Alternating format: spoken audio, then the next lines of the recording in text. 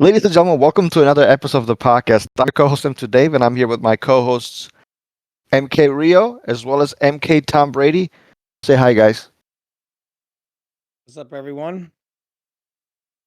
Welcome everybody to episode 38, and today we're joined by a guest, BURRITO VOORHEES. Welcome, BURRITO. What up? What up? It's glad to be back. Yeah, it's awesome to have you. Dave, would you like to shout out BURRITO's podcast, because he runs a podcast channel as well? Yes, thank you for mentioning that. So, as you guys Yeah, know, mention the YouTube channel and everything too. well, maybe King Junior, or AK obviously Burrito Warriors, maybe he could do that since it's on his channel. It's more appropriate for him to do it. Go ahead. Yeah, my YouTube channel is Burrito Voorhees, just without the underscore. It'd probably be pretty easy to find because it's a unique name. But yeah, we got like 11 episodes and still fine tuning some things like audio and whether there's a video in the background and stuff. But I just been undergoing long awaited PC repairs, so hoping to have more episodes, and we definitely have a lot of guests planned for future episodes. Yeah, we've had guests like Michelangelo, Gurr.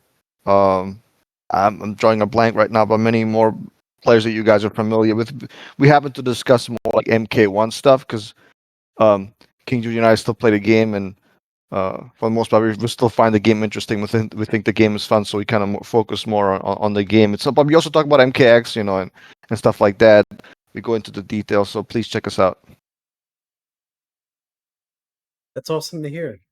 So let's start things off with today. I want to talk about, I guess you could say, a controversial topic, which Dave and I kind of touched on in little amounts in our previous episodes scattered around. But this time I would like this episode to focus on the topic of, are the older fighting games really that much worse around MK compared to the newer MK games like MK12? Dave, you have a hot opinion on this. Would you like to start off? Yeah, sure. Um, so the question is kind of might be misleading. Not that you're being misleading, but like I use the example. I don't know. Let's say a new car in 1995 came out, right?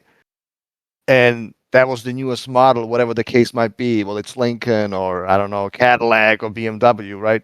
And that car at that time was new and it was the best the technology could do, right? But now looking back at that car, whatever, many years ago, 30 plus years ago, it probably hasn't aged very well, right? Because there are better models, technology is better. So it's kind of the same thing with pretty much all fighting games, including Mortal Kombat. I don't think any of the older games were good, pretty much. I think they're all very bad. Mostly because you can actually even play them. You have to travel to play them, which was obviously made the community way smaller and made it really hard to level up. On top of that, they were usually incredibly imbalanced. They had massive glitches that made to an extent, like massively unplayable. Mostly the 3D MK games, and we can go into detail with those. But you look at a game like Mortal Kombat 9, and we can go into the specifics. But it has a good basis, I would say. Good basis with the anti-airs, good basis with the combo system, good basis with the movement. Uh, and a couple other things that I got drawing a blank on. But then you have the just astronomical imbalance between like the top and low tiers. You have the glitches. You have the 100% combos. I mean, you just name it. So that's kind of would be my opening statement on this topic. Okay, so you would say the newer fighting games are superior and better designed than the older MK fighting games. Yeah. Okay. Tom, would you like to weigh in on your opinion on this? Balance is irrelevant. Balance, people don't like to hear that. What matters is the game enjoyable or not? The most balanced game in the world that's not enjoyable is actually the worst game in the world. And the most imbalanced game ever that is enjoyable is actually the best game in the world. Marvel 2 created the modern fighting game scene. Marvel 2 may be considered to be one of the most broken fighting games ever in the mainstream. And 3/4 of the roster isn't even usable. However, because of Marvel 2, fighting games didn't die. Without Marvel 2, you would have no tournaments. You would have no EVO. There would be no FGC. It would have died. Maybe not dead, but it wouldn't be where it is. Marvel allowed the tournament. It was such a big game that it literally birthed the modern FGC. Replace Marvel 2 with MK1, and the FGC never happens. Nobody likes it. It's over. It's to this day Marvel 2, and we used to have a co-host that would come on here and would scoff at the idea that Marvel 2 would draw bigger numbers than a modern Mortal Kombat game. And I think you could put any game in the history of Earth at Evo and it would beat MK1. I just, and people can say, oh, but the balance and all these other games are there.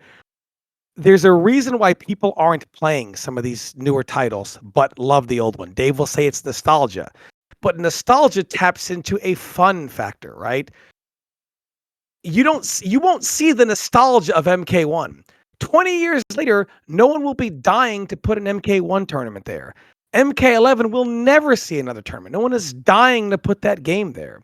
I mean, more people.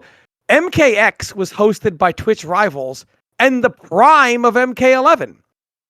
So we see older games, people have that nostalgia feeling for MK9, MKX, Marvel 2, Third Strike. They don't have that when it comes to MK11, MK1. And like I said, it's subjective. So I can't factually say a game is good or bad. Like Dave can point to mechanics, but whether a game is better or worse is subjective. That is in the eye of the beholder. There is no fact that says X is better than X when it comes to gaming. It is all your opinion and what you enjoy. However, I would say the games were considered to be more fun, and they're looked at more fondly through nostalgia than the modern games are or will be. And that's, I mean, just for the fun factor alone, I would say the other ones, although more broken, were also more enjoyable. MK9 had a myriad of issues. Why is MK9 so beloved, despite how stupid it was? Because people enjoyed it, regardless of its downsides. Franco, would you like to respond? Yeah, I think me and Dave always argue about this outside of the podcast. He'll say it's rose-tinted glasses or nostalgia, but I genuinely do like the older games, like Injustice 1, MK9, and pre-hotfix MKX. I know you're not a fan of that game, Rio, because of the armor and stuff, but my favorite version of MKX, and along with my brother's favorite version of MKX, was before the hotfix, before like the total nerfs, the Triborg nerfs, the alien nerfs, etc. Those are like my favorite NRS games. Injustice 1, MK9, and pre-hotfix MKX. If we're not talking pre-hotfix MKX, then I would put MK1 in third. And I hosted, or I didn't really host it, but I helped for the very last KIT in 2022, I think it was. I asked Ian Vandy if he could host Injustice 1 tournament at KIT, since it was like the last year, and KIT 2014 was such a huge Injustice 1 moment. Like, my brother won it, GG Max got second. It was a super hype tournament. And obviously MK9 is a lot harder to get set up and stuff, but Injustice being a lot easier to set up, it's on PS5 and PS4, whatever. I put in a $200 pot bonus. My brother got first. I forgot the Batgirl's player name that got second, but the Batgirl player got second, and I got third. And even though I got Batgirl mixed to death to get second, and I lost to my brother in winners, I still had a great time despite how broken the game is. My brother had a fun time too, and yeah, you could say, oh, he used Martian and Zod, whatever. He's biased. His fun's based off the top tiers, but nonetheless, it's still fun, and there's other characters that are still viable and are still fun to play. And even though the games are broken, it still comes with a fun factor, you know. To kind of go back to what Tom says a little bit in that regard, with Marvel 2 being broken but still being fun. Yeah, to go off your comment about the armor thing, it's actually quite a bit more things than the armor that I dislike about MKX. But regarding this whole newer games versus older games, are newer games really better? I think they're better in a way through technology getting better. Like, yes, some of the newer games are better in terms of having the online, having access to resource to apply more patches, this and that. But in a way, does that really make the games actually better than the ones back then?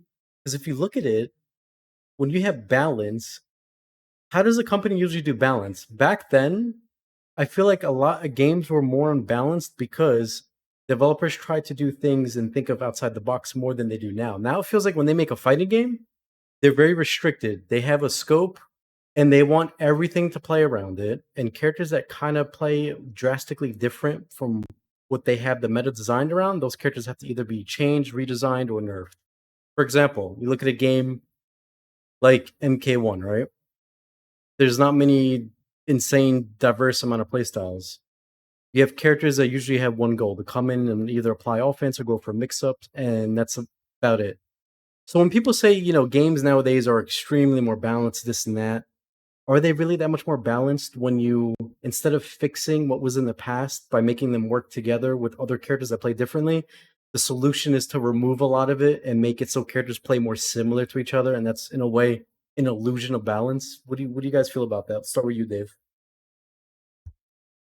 I mean, I think Mortal Kombat 1 is easily the most diverse Mortal Kombat game since MK9, obviously. Nobody's going to top MK9 to diversity because, I mean, you guys already know I'm not going to like take time, so take my, quote unquote, my time to bore you guys because you already know how different the game was. But like, Quan Chi plays nothing like Geras. Geras plays nothing like Ghostface. Like, Ghostface plays nothing like Conan. Like the game has a lot of diversity for what it is. Obviously, it's not as much as the older games, but there's definitely enough diversity. Uh, Considering the point that you're making, which by the way I agree with, there's definitely been a lot of what they call uh, you know um, lack of diversity. The homogenization of fighting games is definitely truth to what you're saying, but at the same time, there still is diversity, and to make the claim that these characters all kind of play the same is just definitely not true. So, do you feel it's better to have to have a game be regarded as balance if characters kind of have to fall in line and play similar to each other and not too wildly different, or is it better for, I guess, developers to find a way to balance characters and that you can pick and choose many of them in a game where they're wildly different from one another, where they play literally nothing alike? Which route do you think MK13 should take? Well, let me again, I guess, briefly respond, and then you guys can give your take. I again, I think everything is about balance, including this topic. Like, should everything be so diverse that it just causes massive balance issues? No. Should everything be, the same that makes the game boring? No. You find a balance. Like everything is about balance. I don't want a game that's all zoning. I don't want a game that's all rushdown. I don't want a game that's all vortex. I don't want a game that's all turtling, like et cetera, right? There should be a balance between everything. And I think the challenge for developers is, what's the sweet spot, right? And it takes time. It's not easy, to overuse the word, to balance this stuff. It takes time. It takes testing. It takes good Q&A. It takes good testers. It takes good designs, et cetera, et cetera. Yeah, I agree. So, and I don't think it's just MK9 though. I would also honestly include Injustice 1 and 2 to say those games had diverse playstyles too, compared them to MK1. What do you think about that, Dave? Yeah, I think so. I think maybe Injustice 2 far less so. Injustice 1 definitely. There's no question about that. I'm just using MK9 as the golden standard for diversity because it really, really is. Like Tom mentioned, the fun factor, and that yes, the game in that sense is very, very fun. But guess what's not fun? If you're I don't know, if you're Kano player fighting Kenshi, is that fun? It's guess what? It's not. Because you wouldn't. There's absolutely no reason to use like half the roster in that game if you're playing competitively. Just why are you using these characters? They serve no purpose.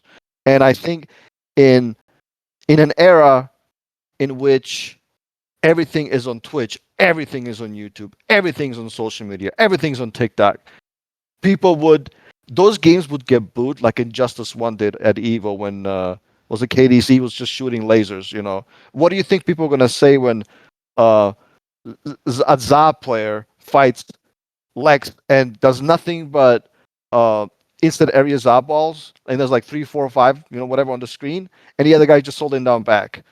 There's a reason why games are different now. Those are the reasons. Well, here's where you're wrong, where I disagree. So there's a player in the NRS community known as Mr. Aquaman. He's pretty popular. He's a TO and he does a lot for the community. He ended up running a MK9 exhibition tournament style thing the other month, which I was informed of by Soup. And they ended up watching some of it. And you know what? When I saw that, I was like, wow, this game looks actually amazing. And a lot of people in the comments seemed to agree. A lot of them found it very enjoyable and fun to watch, even though the game is not super balanced like MK1.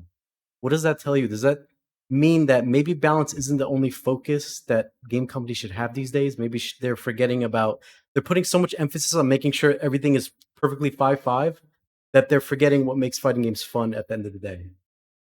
I mean, but that's a highly flawed argument because one, people are not playing the game for money; they're playing it for fun right now. How many of the older players who dominate the game, like you, like Tom, like me to a lesser extent, how many of them took how many of them took part at that tournament? I almost nobody, right? So that's what I mean. It's all nostalgia right now because when you put money on the line, when you put pride on the line, and when you be like, okay, and you, by the way, and when you put your own money because you have to travel to some of these events and you have to waste money, yeah, you're using Cabal over like most of the characters in the cast, obviously. And that's not the way people are playing this game right now. And they haven't played it that way for a very, very long time. I'm not saying these players are bad. I'm just saying the it's not the best representation of how the game would be played if those factors were on the line. What's your take on this? I think that we have to consider who the modern games are being made for, which is the modern player, and this is the problem. There's a major shift in philosophy. It used to be, you know, about finding your own dirt, overcoming the obstacles, and dominating. Nowadays it's fighting games have been opened way too much to the casual player, meaning the developer is more so concerned about what the everyday player feels about the game's balance. Whereas but then in the same breath, the same people will then dismiss the opinion of the everyday player as the casual player who just mashes the buttons to be good. So for one, first they say, "Oh, it's the 1%, the competitive crowd," dismissing the opinion of the casual in a competitive sense, all while balancing the game so they don't complain. And the main issue is people are this just social media has ruined gaming. Today's players do not want to deal with obstacles. Even some of the good players are considerably weaker players than there used to be, simply because they just don't want to deal with it. Nowadays, annoying is considered broken. So not only do you remove the broken aspects of the game, you remove the annoying parts of the game. And the annoying parts are what's fun to somebody else. Whoever you are listening to this, what you find really fucking annoying is really be enjoyable to somebody else. And what they find really fucking annoying is probably really enjoyable to you. So the problem is, who is the judge, jury, and executioner to say whose fun should be allowed in a game? The problem is, it used to be everything was allowed, regardless of how annoying it is. There was like a nice triangle system of archetypes between zoners and all the versions of them, the defensive characters, all forms of defense, offensive characters, which include all the different offensive archetypes and the grappling archetypes, and etc. And somewhere along the way, a lot of these things got very annoying to people. So people just want a lot of these things removed or completely stripped. So now the focus is more on balance, but balance is achieved by developers, I think, try to take away from characters, or if you look at a game like, or at least make sure they all kind of play similar. So like if they're all going to have some form of power, it all needs to be funneled in the one direction. If you look at, like Dave always gets on me about me saying low power levels, what MK did was not disperse the power levels whole archetype. They funneled it to one archetype. It's going to be your your overhead, your low, your throw into combo. Make sure all these things are going to be safe and covered. Everything combos, everything safe, everything launches, and they're all kind of funneled in that same direction. It's very difficult because the problem is the developers are making games to make money. So the problem is games are not meant to be competitive. They're not designed to be competitive. They're designed first to sell and then be competitive. And this is the problem. A lot of things that might make a game sell initially also make the game terrible competitively in the long run. But developers don't make these games so that you can make money or have or get pride as a competitor. They make these games so that they can get money as a developer. So the problem is the interest of a developer and a studio does not align with the interest of the player base. Period. It just I just don't know. I think that's why older games were better. The developers didn't have to worry about it. They had their vision and they went with their vision. They didn't have to worry about Jimmy 55 crying about that their vision was wrong. Oh, okay, let's change it. I think that's why they were better. They had more freedom. Branko, would you like to chime in? Yeah, me personally, I know it's a hard thing to do to balance the casual and the competitive audience. I think obviously you don't want to have like things like pre-patch Deadshot, like Risk Cannon in a game or Instant Airs Oddballs. Like those are obviously like red flags for a character to have. But like I think the casual, like we shouldn't appeal to casuals too much because they're usually the people that play the casual game modes. They play like the story, and they probably shelf the game once they're done with it until like the DLC drops or something. And when DLC content is done, then they're probably not going to play it again, very rarely. So sure, they're the majority of our sales and stuff, but I don't think that most devs should make most of their balance decisions around casuals. Like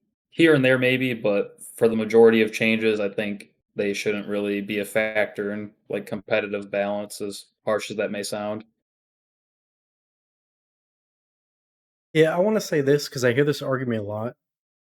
Nostalgia to me is a huge cop out. And I think people like Dave like to use it as a big excuse on why some people like older games.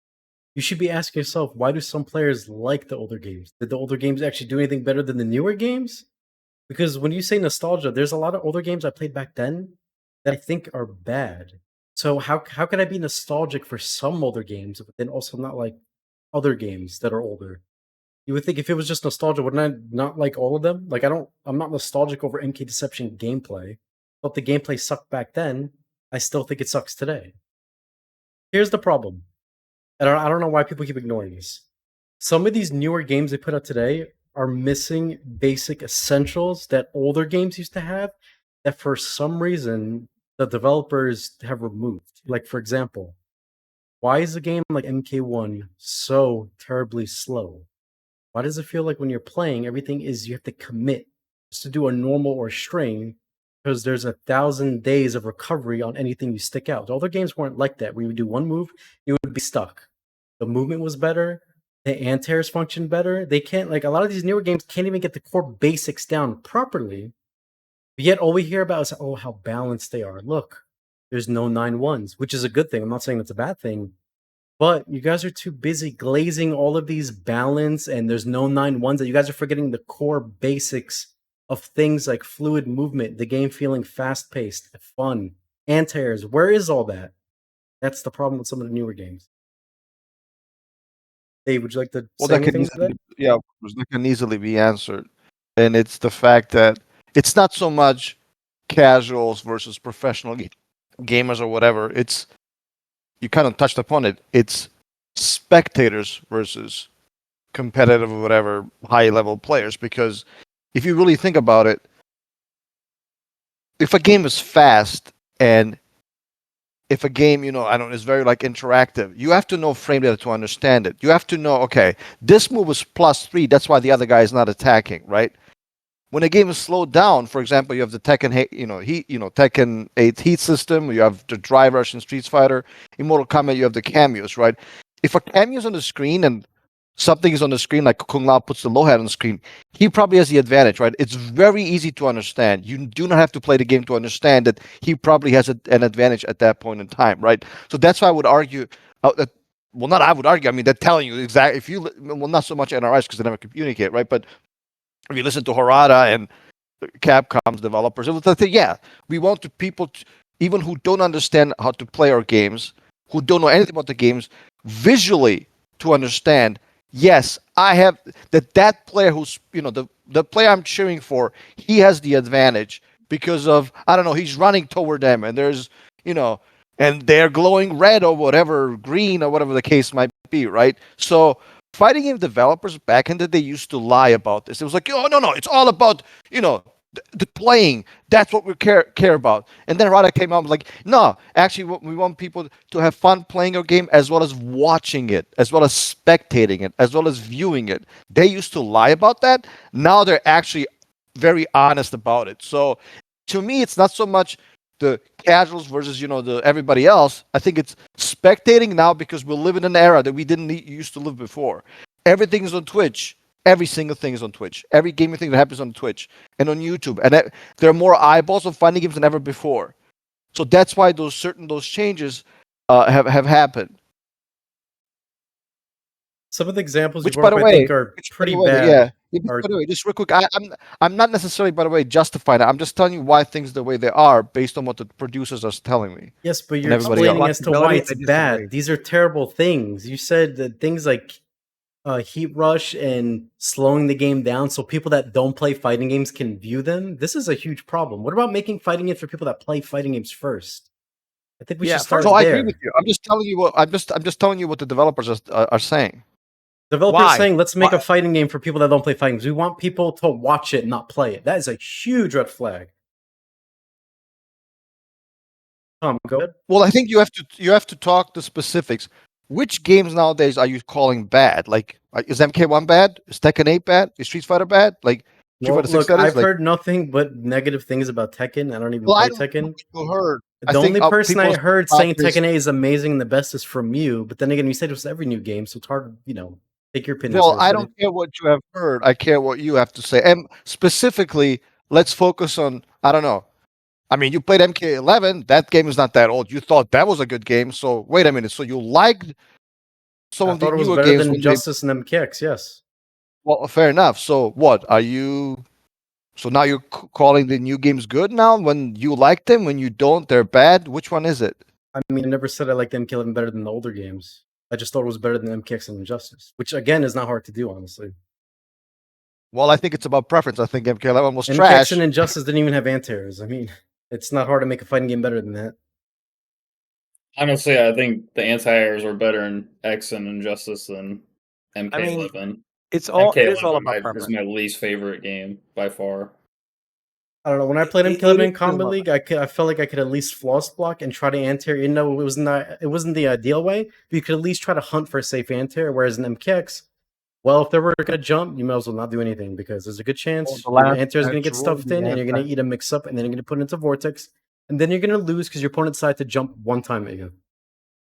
Yeah, I mean MKX, like there was NJP. Some stand ones were better than others, and you could Yes, run but under here's the the thing, it opponent if wasn't they even- did like a. It wasn't even characters with crazy jump-ins, though, Franco. It was characters with basic jump-ins like Melina.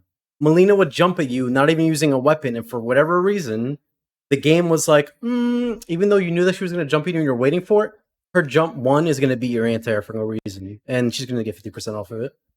That's the problem. Also, The yeah, game was her- full of stuff like that. Hers. We're talking about Hers watchability, is though. going to be. What? I mean, the thing that I don't get, and I got to go after this. Let me just say this: the thing about watch, and I'm sorry, guys, but my schedule is crazy. The thing is, with watchability, this is concerning to me because one, why would you make a game with the idea of, well, I hope that they watch it, and if people say, well, if more people watch the game, they'll want to buy the game because it'll look fun. But again, here's the problem with MK1. Nobody fucking watches the goddamn game. Just the other weekend, Just last weekend, Diablo 3 had 5,000 people watching it, and MK had less than 100. And then MK, at one point, MK had like 280, Diablo 3 had 50. Diablo 3 came out in 2011. And by the way, Diablo 4 is out. Why is that game kicking the crap out of it? Sometimes Back for Blood will have like 200 people randomly and have the same number as Mortal Kombat. Mortal Kombat is not hitting high on the watchability scale. So the problem is, it's like, oh, the watchability and the people. But no one at NRS says, man, no one is watching this game. It's the era of excuses. It's so hard now. It's like talking about fighting games today as an expert, unless you are willing to say everything is fine, just adapt, learn the matchup. You are labeled as a crybaby. It's like being someone calling you crazy and locking you up in a mental institution, and you're not crazy. The more you insist you're not crazy, the more it's defense mechanisms and proof that you are crazy. It's like the more you understand about fighting games and will logically break down why things are no good, you're a crybaby, you're a complainer. Someone like myself is a perfect example. I am one of the most decorated, regardless of what you people think on stream, decorated Mortal Kombat players ever. I had a great quote unquote FGC career. I'm not salty at all that I'm not winning anymore because I'm old. I'm not supposed to win anymore. I'm moving on with my life and trying to make a good living. So I'm not salty that I'm not winning anymore. And I'm certainly not begrudging these new players for winning McDonald's money. I hope they get more opportunity. I would love to see people do what they love for life. However, when I do a legit, bitter about it. it's the truth. It's not bitter. It's the truth. Balance matters is the reason why people make fun of you. You made 7-8 Jackie videos in your around Mortal Kombat 11, and you deleted all of It them. had nothing to do with the balance. It had to do with it had to do with how they design certain things in games. And NRS is hell. And the justification they give. The justification they give is, we don't want this, we don't want that, it's not good. And I'm like, well, then you have a character like Jackie who really kind of shows the issue with your patched together variation system where you have at least 2 godlike moves for 1 slot. Meanwhile, some characters' best moves are 2 slots or 3 slots, or they have to spend 2 slots just for. Thank you. You're complaining about balance. It's Thank not you. balanced. What else do you have It's- that is a balance not- issue. It is not You're a balance. complaining about balance. This Okay. dude is hilarious. All right. Okay. I gotta go, guys. It's 8 o'clock. I gotta head out, guys. All right, thank you so much for being on, Tom. We appreciate it. Franco, would you have any opinions on that? Yeah, I mean, as far as the MK11 stuff goes, I don't know. I won't waste too much of my breath on that game 'cause I really disliked it, and it had horrible balancing issues, and the customs weren't really the way to go about balancing things because they were so restricting in some areas and other areas that weren't, and all that stuff. But yeah, I think, yeah, I don't know, just I guess I don't know where Tom was originally going to go before Dave brought up the Jackie videos, but Well, I guess we can talk about one specific gameplay element and kind of compare it to how it used to be. And I think I'm sure Rio's passionate about this one. No, I'm not talking about armor. I'm talking about like anti-airs, right? I agree with you that in MKX, the last patch, the anti-airs were terrible. It's not the perfect solution, as I keep mentioning, but armor, at least for my character, Wait, sorry, I Tremor. don't want to cut you off, but anti-airs were terrible, most of them since day 1 MKs.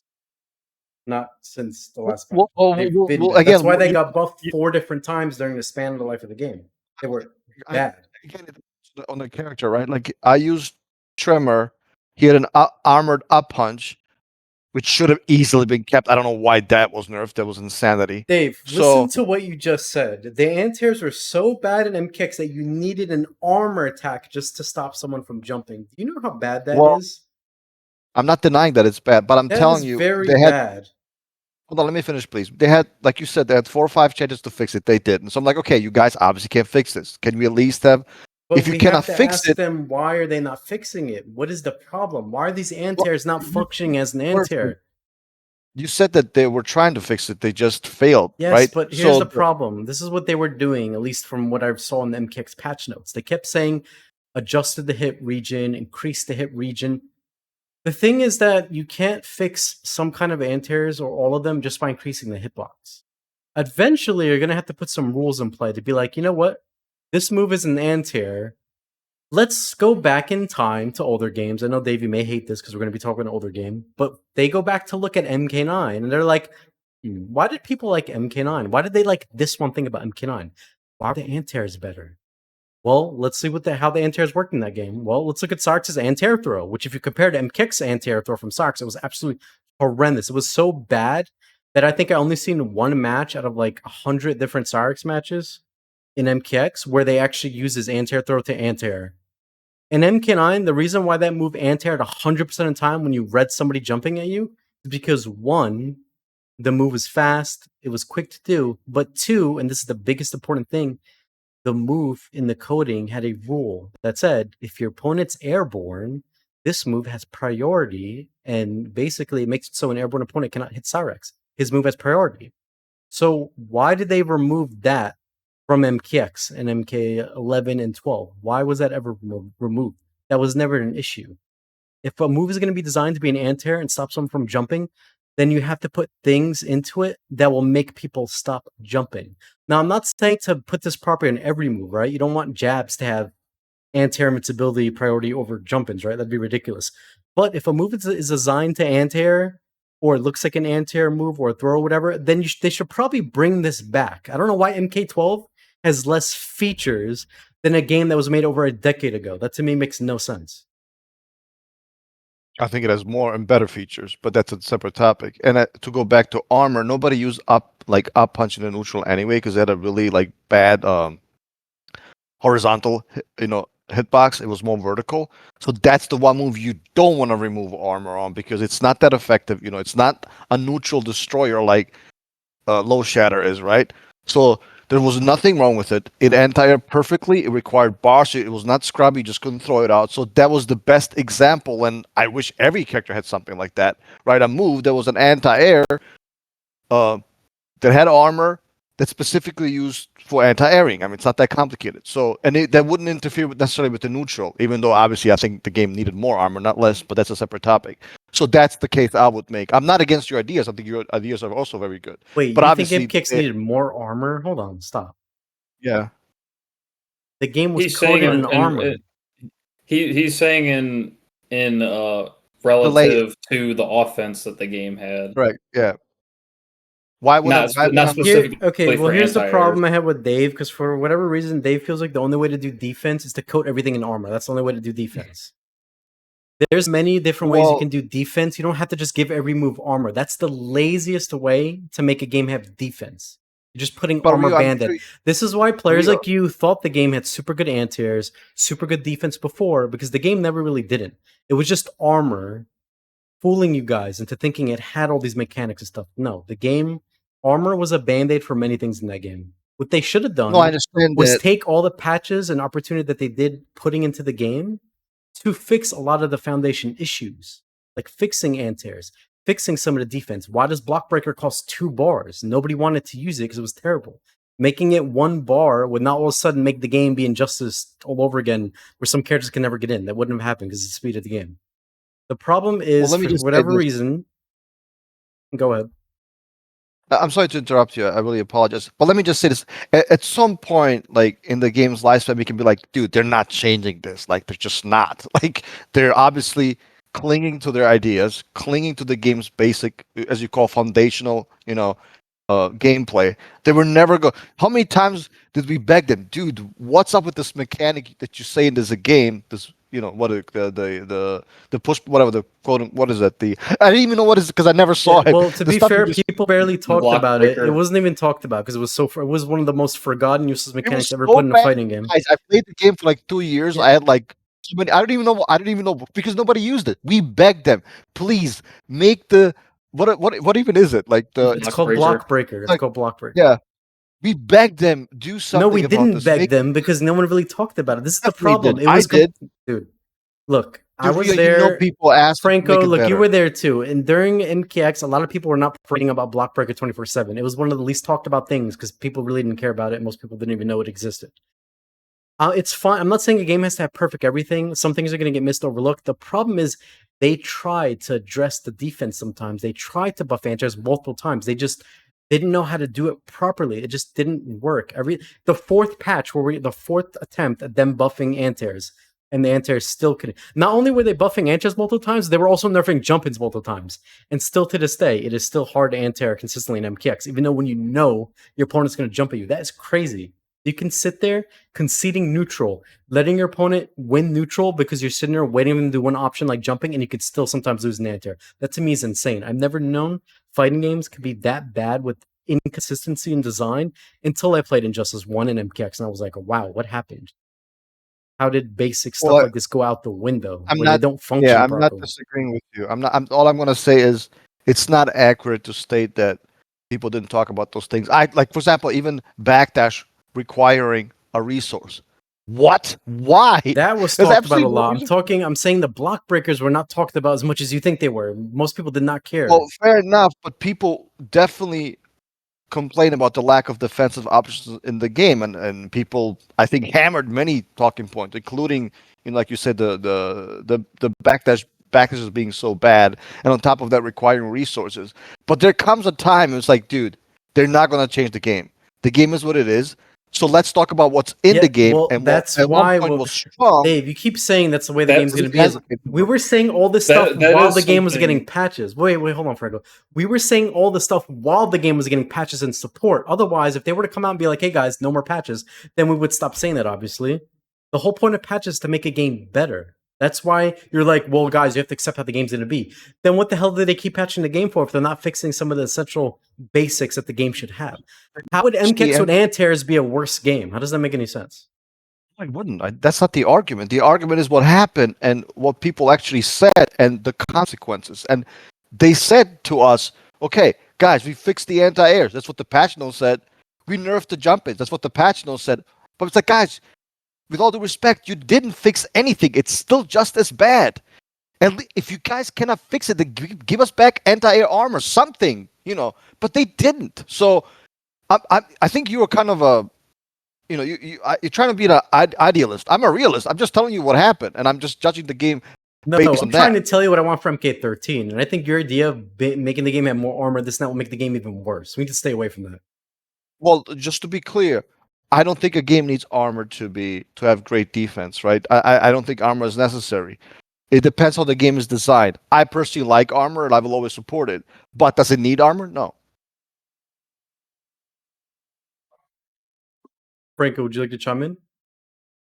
Yeah, I was about to say, me and Dave also talk about this a lot. Like he said, there's times where NRS doesn't seem to be making changes what we would like to see. Like they haven't made any like there aren't any signs pointing that they're gonna make those changes, so it's we're not gonna that's just never gonna happen. And I think that's a problem because if an MKX like we were talking about, it's just going to be the point where armor has to be the solution to anti-airs.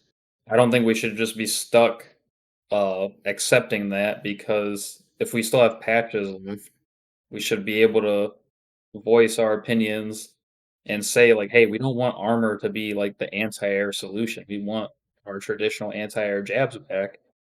And me and Dave talk about like potential hypothetical changes for MK1 because there's still patches, maybe one patch left for the game. And me and him talk about like Quan Chi's archetype and design. And obviously, they don't really want to buff his zoning for some reason. They would rather him be this like armor. Okay, so let me ask you this, Franco. What is Quan Chi supposed to be in MK12? If he's not a zoner, is he supposed to be just a mix-up 50-50 character? That's pretty much what he is right now. Because But aren't there already other characters that do that in MK12?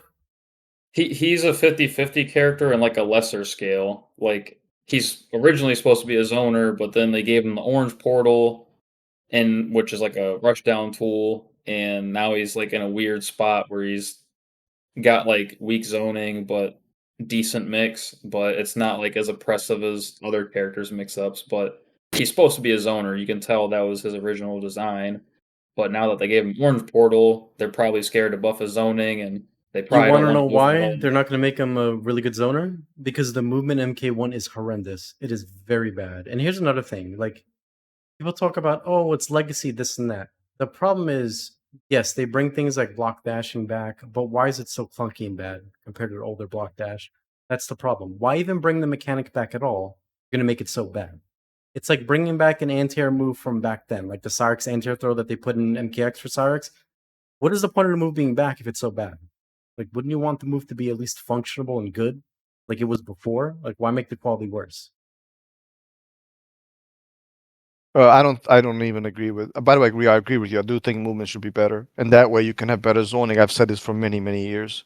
Quan Chi is not a weak zoner. It depends on the matchup. And by the way, this idea that zoning characters cannot have strong offensive tools that's a complete myth. Freddy, Zod. I mean, this is so obvious and so ridiculous.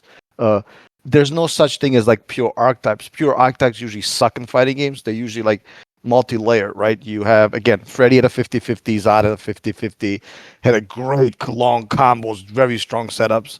That shot, that stroke. I mean, the best, if you want to go as back as humanly possible to fighting games, Dalsim is as pure of a zona as you can get in Super Turbo. He was the original character with a dive kick. And that dive kick to this day is probably one of the best dive kicks in fighting game history. So, and also he had his longest throw range. He had like a hold that he could just literally loop characters with. There's no such thing as pure. That's just pure propaganda and pure nonsense. And maybe Franco is too young to know a lot of this stuff, but then he shouldn't be talking Well, about look, this. to be fair, I don't think Franco is saying, hey, Quan Chi's supposed to be a pure zoner. No, But the I'm just problem I'm is, just saying is the idea of what Dave says. If they haven't shown any evidence or signs that they're going to make the change, chances are that's just not going to happen. And to accept what uh could be to just like not happen, I think is like part of the problem why our games don't get improvements. Like if we're just going to accept the anti-airs have to be solved with armor, for example, in the MKX example, then like well, again, that's just going to make that's just MK1, sorry, I don't want to cut you off, but MK1 went through a similar issue that MKX did. MKX had these terrible mechanics in the game that were kind of like used as a band-aid to show how bad other mechanics were. And now with MK12, Dave talks about all the time. Well, up block. We don't really need good anti-airs because there's up block. But here's the thing. We don't need up block to even exist in a game. That's such a wasted mechanic. That's a wasted new mechanic to have in a game when you could just have anti-airs that function. That we don't need that mechanic. Instead of having that mechanic there that's wasting space, we could have a brand new different mechanic that adds new stuff to the game. This is what I mean. So yeah, I NRS, they agree likes with to have that. these band-aid mechanics that are put into a game to fix other core basic issues that should not really exist. They should be fixed to begin with. So things like upblock, that's one thing I don't want to see return from MK3 now. I'd rather have MK13 have good consistent answers. We don't need gimmicks like upblock or armor just to answer people. That to me is absurd. Well, Yeah, remember I that up agree with block. that too. That's I agree and also disagree. Uplock guys can also be, if you still play the game, can also be used against overhead. So if somebody's Yes, like but here's being very also another issue. It's literally an easier version of floss blocking. That's another thing I don't like about it. It's a canned-in floss block that you don't have to execute. You just do it, and if your opponent did what you thought they were going to do, well, you get a combo. That to me, I don't think we need something that is going to be an easier way to do things. I think we just need to have, if they want to have a way to stop moves with gaps, or oh, there's a 1 or 2 frame gap here for the over, then just add it to floss block. And I think floss block should be changed in a way so it's a little bit harder to do, and they need to just get rid of up block completely, because adding ways to, so you do essentially what we were doing in MK11, but now it's easier. Now anybody could tap up and block and pretty much floss block combo well. you off whatever thing you were going to do with less timing required. That to me is bad. That's bad design. Well, you know what's bad design? Having like a two-framer and requiring to use it when your online gameplay is that bad. Like, thank God, I will say a prayer tonight that they never bring that back. Like, why would I? So you're forcing me to do a flawless block, which again, you can correct me if I'm wrong, is like 2 or 3 frames in a wireless setting, which is what which is what like 60, 70, probably up to 75% of all the player base uses. No, I want something easy too. You want to jump? At me, I should have an easy Well, option. no one's saying the That's netcode called should be balance. bad. I think MK13 should have even better netcode than MK12. The I'm online a talking firm points. believer. I'm not as passionate about as many things I used to be, but I want nothing for MK11. Period. I don't want no roll. I don't want the flawless block the way it used to be. I don't want Okay, why do you not breakaways. want wake up roll? I'm curious. Because I had this argument so many times in MK11. I want to hear your opinion on why wake up roll is bad. Because for wake up roll to exist, you would have to have really strong offense. Because No, but I want to hear why wake up roll as a concept is bad. Like why wouldn't it work in MK13? I'm explaining it to you. Wake up roll should only exist like in a game like MKX, where the offense in which the Okay, offense so is you're so saying pressing. that wake up roll was the problem with MK11, It was one of the problems. Yes. but was it a problem for MK11 because the offense wasn't that good? Yeah, absolutely. Yeah, offense was weak in MK11. See, here's the thing. I don't think wake up roll was the problem in MK11. I think the problem with MK11 wake up was the delay wake up. That should have been removed, not the wake up roll. The wake up roll was actually a reason why I could beat a lot of people in Combat League because at the very least you could bait someone, call them out, going for that, and get a full combo, which by the way they couldn't break away out of. The issue with MK11, the reason why I saw people constantly jumping, wake up buttons, this and that, and you probably can still do this in MK12, is because in MK11, this is what people would do. I would knock them down. I would be like, I think this guy's going to get up and not block. Let me challenge him with my meaty string, back to 2 with Aaron. You know what happens? They short delay. I have to time it quick to stop them. But then at any time they can medium delay or long delay, I'm dead because I'm in my move with. So to stop medium delay, now I have to slight delay do that. But then they could quickly get up and combo me. Do you see the problem here? They're actively hunting combos on their knockdown, not using any resource whatsoever. In what world is this not a problem? And how is this not considered worse game design than a wake up roll where you have to use meter to do? The best way to fix MK11 wake up system is literally to remove delay wake up. So if people want to get off the ground, they need to use meter. Otherwise, they have to hold my meters. For MK13, they need to get rid of this whole delay wake up changing. They get rid of that unless you want to make it cost meter, then it could stay. But it's been, I understand why they brought it back because in MK9 it was good. The problem is in MK9, the reason why it worked is because you had all these countermeasures to it in MK9. They kept it from MK9 in these newer games, then got rid of all the countermeasures. So now it's just skewed. I bet in MK12, even though it doesn't have some of the wake up options that MK11 did, you can sometimes in MK12 get away with wake up button or mashing or whatever. You want to know why? Because people are constantly making you guess on their knockdown with no resource. That is not good design. What's your opinion on this? Yeah, Well, MK12 is still littered with wake up buttons and wake up That's jump, and It's I because hate they it. have.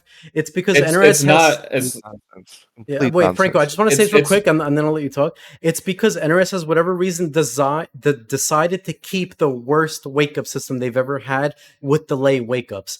Delay wake up was the worst thing about MK11's wake up, and the fact that no one even talked about it, and they were all talking about wake up roll this, that wasn't the reason. It was a stupid delay wake up.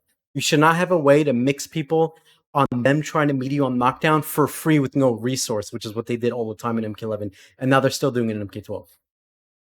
Yeah, it's not as bad as it was in MK11, the wake up buttons, but it Yeah, still because in exists in MK11, 12. remember, in MK11 they had 3 wake up delays. You had short, medium, long. Now for MK12, I think they only have short and long, right? There's only 2. Yeah, they only have short and just regular get up, and then MK11 took out like long delay, so they made it to where you can only short delay and get Yeah, up what they need to do for on top MK13 of is meter burn. get rid of delay completely and add other wake up options that use resource. I think MKX had the best OK system outside the armor. Outside the armor, uh, don't get that twisted. Like if I knock you down, I can meter you 99% of the time. If you delay wake up, my down one recovers fast enough to where I can go with like a mid string or a high string. You almost 99% of the time, if you don't wake up with your designated wake up attack, you almost always have to block. And that's one thing I wish they would bring back from MKX. And MKX didn't have these hard knockdowns that were universal like in MK12. MK12 doesn't have like tech roll like they did in Injustice and MK9. Every knockdown in MK12 is a hard knockdown. So there's these safe jump setups that don't exist in the previous games, at least not as they're not as widespread as they are in MK12, but I think that's another issue with the hyper offenses. Tech roll was just completely removed since MK11. Um, so yeah, it creates these fake jump setups and auto down setups for some characters that have them, like Johnny Cage in the corner nut punch. But for characters that don't have something like that, Garrus, for example, if you try to meaty with forward 4-4, since the string is so slow and the majority of the strings are slow, you can just easily get woken up buttons on. It's because the standing frames of your character have so much invincibility. They're literally standing and still not getting hit by your meaty because of the invincibility frames. And then they could just punish your meaty with wake up buttons. And I hear commentators still to this day, and it's nothing. It's not against anything against the commentators. They're just seeing. They're they're speaking on what they're seeing, and sometimes I hear them say, wake up buttons, the wake up jump, like, and when I hear that, I'm just like, dude, like, I hate seeing that kind of gameplay because in most traditional fighting games, they would normally have to block on Oki on defense, and it's just like so weird to me, you know? I don't like that. I'll tell you why. It's because they have one of the worst wake up designs ever. It's called the wake up delay that they decided to keep. For MK13, I think they need to do this. Either get rid of wake up delay because it just promotes just this annoying guessing for no reason at no resource. Either make it so you can only delay if you use a bar meter, or bring back the MK9 countermeasures to it so that way there's more depth to it, which I doubt they're going to do because that would be a lot more work. So for MK13, I just think they should just make it so you only have long delay if you use a bar, or otherwise you should get rid of that. Anyway, let's get back to reality and see actually what's actually winning in MK12, so I can easily disapprove this myth. I'm not saying that's what's winning in fighting games or MK12. I'm No, just no, saying I'm it. just I'm just saying it exists. I'm just saying it exists. A lot of stuff exists doesn't necessarily mean they need to be mentioned. Cyrax, you will never wake up against her. You can jump all day long. You're gonna get destroyed. Ermex, same thing.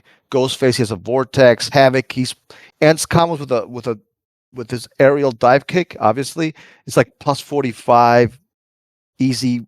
Oki on everything. Homelander, easy. Johnny Cage, easy. Kenshi's massively oppressive on wake up. Kung Lao is gonna call Sector's missile, and if you guys don't play the game, it's essentially Tremor's up rock, except it's an ambush. You will never wake up against them for the most part.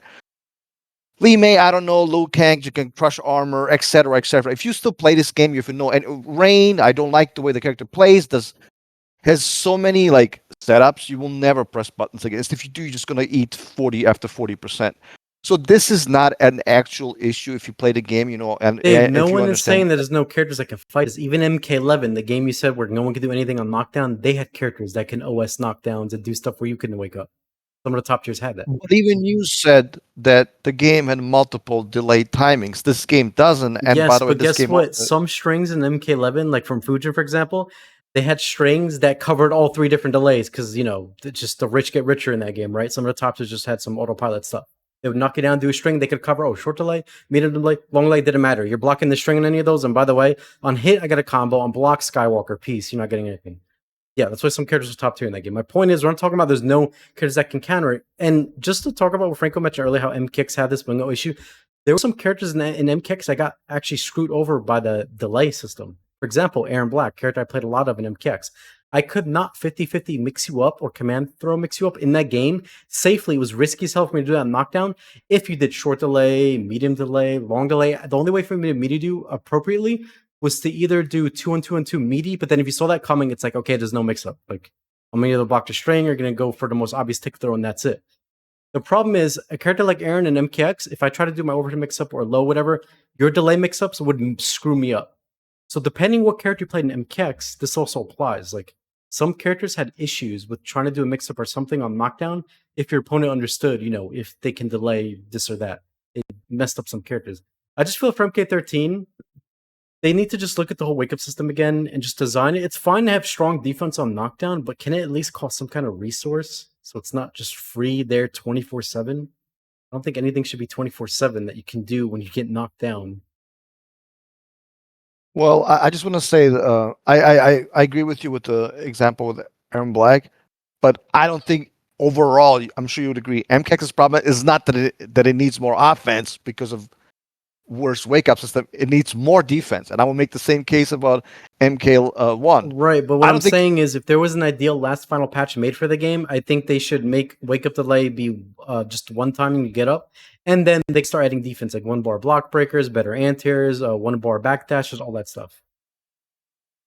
no, and again, I that those are legitimate solutions that were never going to happen, at least on an MKX, and they tried some band-aid stuff for MK11, and I think they didn't succeed. But overall, again, it depends on the game. I don't want offense to be even stronger in a game in which offense is already strong, like MKX, like MK1. Like, I'm sorry that your characters are suffering and shouldn't be like that, but then maybe they need more offensive options, right? And not to screw the wake up system for everybody else.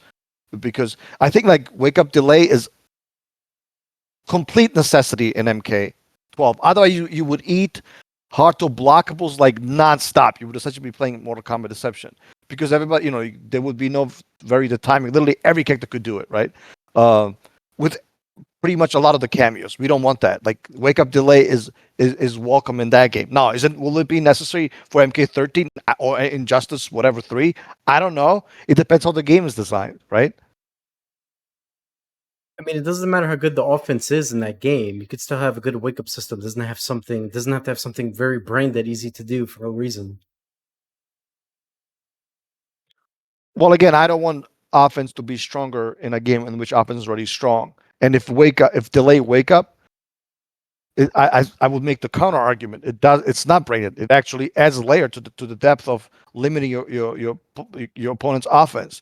Otherwise, at MK12, you would be eating nonstop, hard to blockables because now this timing for rains. Well, Dave, this sounds like another lower, issue as to why Quan Chi can't be given good zoning tools. Like Franco was saying, it's the issue here why the game can't have better defense. It's because the game, as you're saying, the offense is so branded and easy. You just tap a button, call in an ambush, you do a mix-up. So because of that, the game has to be pigeonholed to stay a certain way, which to Franco's point was, well, this is why sometimes people are waking up buttons or waking up jumping, because the system is in place for that. I don't know. Again, I think you're listening to one side of the argument, and you need to listen to the other. Franco was talking about why some people can get away with wake up jumping and buttons in MK12. It's because of the delay wake up system. It's not unlike. I wish more people would, even though I think the game has massive defensive deficiencies. It's not the delay wake up itself. It's the get up invincibility frame just being way too high. Like, there's many times I've made clips on Twitter kind of complaining like how I leave wake up buttons like as a sarcastic joke, and it's like a Garrus clip or me using another character like trying to meaty with like noobs back 334 or something, and the back 3 just whiffs just because it's well, I mean, most iframes moves have like 1 or most. 2 active frames, maybe 3 at most. That's about it. But the problem is also that you have to constantly guess if they're going to delay or not. If it was only one timing and it was just adjust frame, whatever, you could probably still consistently do that. It's not like that. You don't know if they're going to delay or not. And I mean, I really think it's like a mixture of the lack of active frames, the lack of recovery, or the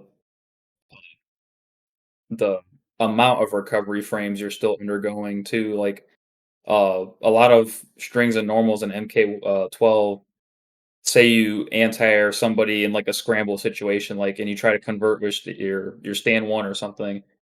You take so long to recover from like your down 1 anti-air and the scramble that when you go to try to convert with your stand 1 will drop with your opponent will land on the ground, get up, and still have time to punish you. Like sometimes that stuff happens, just because in the nature of the game, like a lot of things are just slowed down. In MKX, that never happens almost, or MK9, or any other faster paced game. So it's a mixture of the iframe just being way too high on get up, and the strings and normals just recovering way too slow and not having enough active frames. But I think it's more so the iframes on get up. Yeah, and this goes to, I guess, further my response from earlier on why I'm not a fan of some of these newer games like MK12 compared to some of the older games, because again, they're missing the basic essentials a game should have. The speed is clunky and slow. The movement is terrible. The anti-airs don't even work that good. That you have to have all these other terrible mechanic band-aids like up block to make it seem like there's a good anti-air system, and beyond other stuff. Stuff like that, to me, I don't care how balanced the game is. It can have every match is 5-5, every character's top tier or whatever. If the game doesn't feel good and it feels slow, clunky, I'm not a fan of it. I'm sorry. Yes, I'd rather play an older, broken game than the current game. If the current game is going to be designed to be like that, they need to. I think for MK13, they need to do a way better job making the game feel better. Because this current trend of making every game slower than the past, I think that needs to stop. MKX was slower than MK9. I'm sorry, Injustice 1 was slower than MK9. MKX was slower than Injustice 1. Then Injustice 2 was slower than MKX. Then MK11 was slower than Injustice 2. And now MK12 somehow is slower than MK11. I mean, at this point, MK13, just make the whole character select be turtles slowly moving on the screen, because that's how the gameplay is going to feel. What do you guys Well, think about that? if the argument is about basics and fundamentals, and like as in the basics gameplay elements that should function properly, let's talk about the old games. So Freddy versus Cabal and Freddy versus Cage is a matchup I used to play a lot. So I would block. I would try to do my meter burn teleport or EX teleport, whatever, and my meter would get eaten and I wouldn't escape. I would play footsies against Smoke. It's like, okay, let me try to jump. He enters me with a standing 2 and does like an 80% combo. I would try to have fun with like Kano because, me, I want to experiment. At one point he was good, that they completely destroyed him. You have no chance. Okay, At that but point, could you move in anti-air? Could you do the basics at least? well, the basics don't work. That's my point. But guys, wait, I'm literally could you move around in anti-air? Could you do those basics? It's a damn to your point if I can move or not. I'm Okay, literally doing because a if you meter could burn at least move, anti-air and and I'm move around, then healing you're in. doing better than you could in MK12. I don't care about the movement or your anti-airs. If I How could literally you play a cannot fighting escape, game and not care about the movement? You can't even you can't, dude. You have to I be able didn't to say I move. care. What is with You this said like basic. obsession with making all these newer games so slow and clunky? I don't understand. I'm not saying they should play so slow. I'm just telling you, you want to use the word basics. It's literally the basics of that fighting What that you're you praise don't explaining in work MK9 properly. isn't even a basic. What Dave is explaining in MK9 was literally a just frame. With the meter drain glitch was a just frame. I don't even know if you knew this. You reckon like it's like 4 basic thing that happens left and right. It doesn't.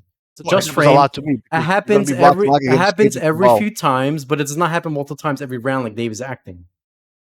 When you play It happens way too MK9, often. you can most of the time get your EX move out when you wanted to. Yes, sometimes that bug is stupid. That bug should be removed. If they ever do remake MK9, that bug will be removed. That's why it's not an issue really worth talking about. What we need to be talking about is these intentional design issues that they're intentionally putting in these new games, like clunky, terrible movement, horrendous anti-airs. That stuff needs to be looked at, not a bug from over a decade ago that Let's would be take it fixed if one step at a they time. remade the game.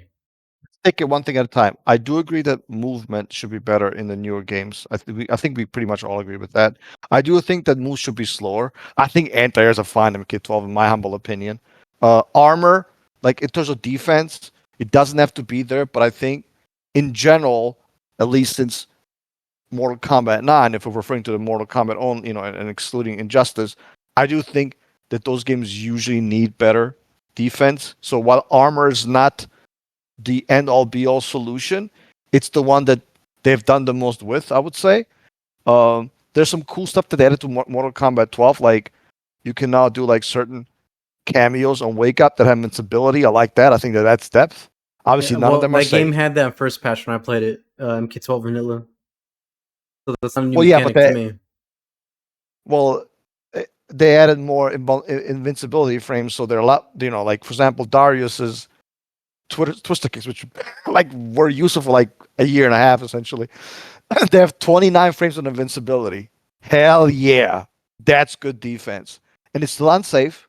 You can still bait it, but guess what? Now you have to respect me on Wake Up, and you don't get to loop your hard to blockables. Again, obviously, I don't want cameos back, but the more defensive options, usually the better. And yes, I'm a huge supporter of armor. I do think it should be back. So honestly, we agree on most issues. We disagree on some. I know you don't like armor. You want your anti-airs to be I'm very fine with specific. armor. It's just NRS does a very bad job of enforcing it in the game, like very bad. How you could look at it and think that that's good design and how it needs to come back in the way it is, to me is crazy. Like, do you not want the games to be better? Honest question. Well, I explained to you, yes, I explained to you how armor can be balanced, and I think Kung Lao in Mortal Kombat 1 is the perfect example. So his armor is 2 bars. He cannot launch with most cameos, and you actually have to hit confirm if you want to make it safe. So you have some depth, you have some execution, No, you have some we do not practice. need Kung Lao's armor. Kung Lao already had a good designed armor move in MK9. How about they bring that back and leave it at that? That's fine. The way he had an MK9 was Well, unique. He couldn't YOLO it in neutral to catch you slipping, boy. Like, you couldn't do that. You had to actually use it in a way, and then you got some offense after it, and that was fine. The way it was creative. It wasn't like a lot of why change that and make it now a generic YOLO armor move you do in neutral out of nowhere? I don't see how that's better design. fighting game archetype, and I like it, and I'm good at that, and I want it to remain. That's So you don't like but here's the archetypes? thing: if you want to turn that into an archetype, this is how you start. Stop coding every move with armor and giving it to everybody. You can make some characters be armor characters. For example, in MK13, if they bring Goro back, just an example, I'm not saying they have to do this to Goro. You can make a few characters out of the cast be the armor characters. Like, remember in Injustice how some characters was armor was part of their theme, like Grundy or Bane, stuff like that? That's cool and fine. I don't mind that. But when you have every character and they all have moves that are like, what does this EX move do? Oh, it's the same move, same animation, but this time it's just coated in armor. You know how lazy that looks? I'm not a fan of that. It looks bad. I didn't like it in MK9, MK vs DC, and still to this day I don't like it. I think they need to, just because some things were in the older games doesn't mean they need to bring them back. Like, for example, the armor stuff needs to go or needs to be redesigned. For some reason, they like taking the terrible things of older games and keeping them, but then the good things of older games, like really fast, fluid, controlled movement, really good anti-airs, that stuff's nowhere to be seen. Like, why are we taking the bad things of the older game? Shouldn't we want to take the good things of the older games that took skill and were better? Well, Well, the armor yeah, go ahead. talking point, I do think while everybody, yes, does have armor in MK12, I think their power levels are a lot more balanced than the previous titles. Like, Garrus has one of the worst armored moves, as opposed to Kung Lao's armor move that Dave brought up. Homelander and Quan Chi have horrible armor. Like, it's not like MKX armor you can abuse to where, like, you do something safe on block, go into armor, and, like, you're launching them now. So I think while, yeah, it's like a universal mechanic, they're all in their own way balanced in whether they're, like, weaker compared to others or stronger compared to others. And obviously the cameo system plays a factor in their strengths and stuff, but I think I think it's the best MK they've done balance-wise as far as armor goes, in that regard. And it's like saying, "Oh my God, every super move has invincibility frames for the Street Fighter." Or what a bad design. Yes, it's there for a reason. It's there so, well, not every single one, but most of them, especially the level 3s. It's there to help defense. Like, this is, or every Shoryuken has invincibility frames. Obviously, it can differ right among characters, but yeah, it's for defense. Like, of course, it should have invincibility frames. I don't see it. Speaking Oh, Go ahead. sorry. No, I was about No, to no, say, yeah, you can go ahead, please. speaking of super moves, though, fatal blows need to stop returning. They need to go back to costing super meter. I'm tired of In my fatal opinion, blows what they need being to do rewarded is, to the losing player.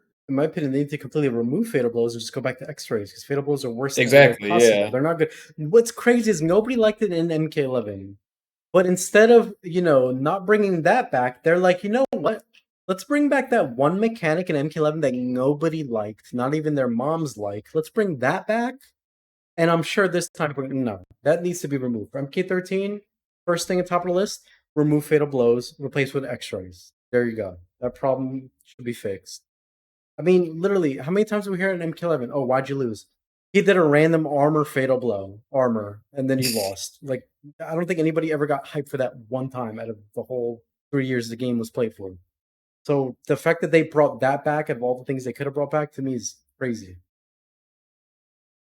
Yeah, and I don't like how You they have, want- like oh, sorry.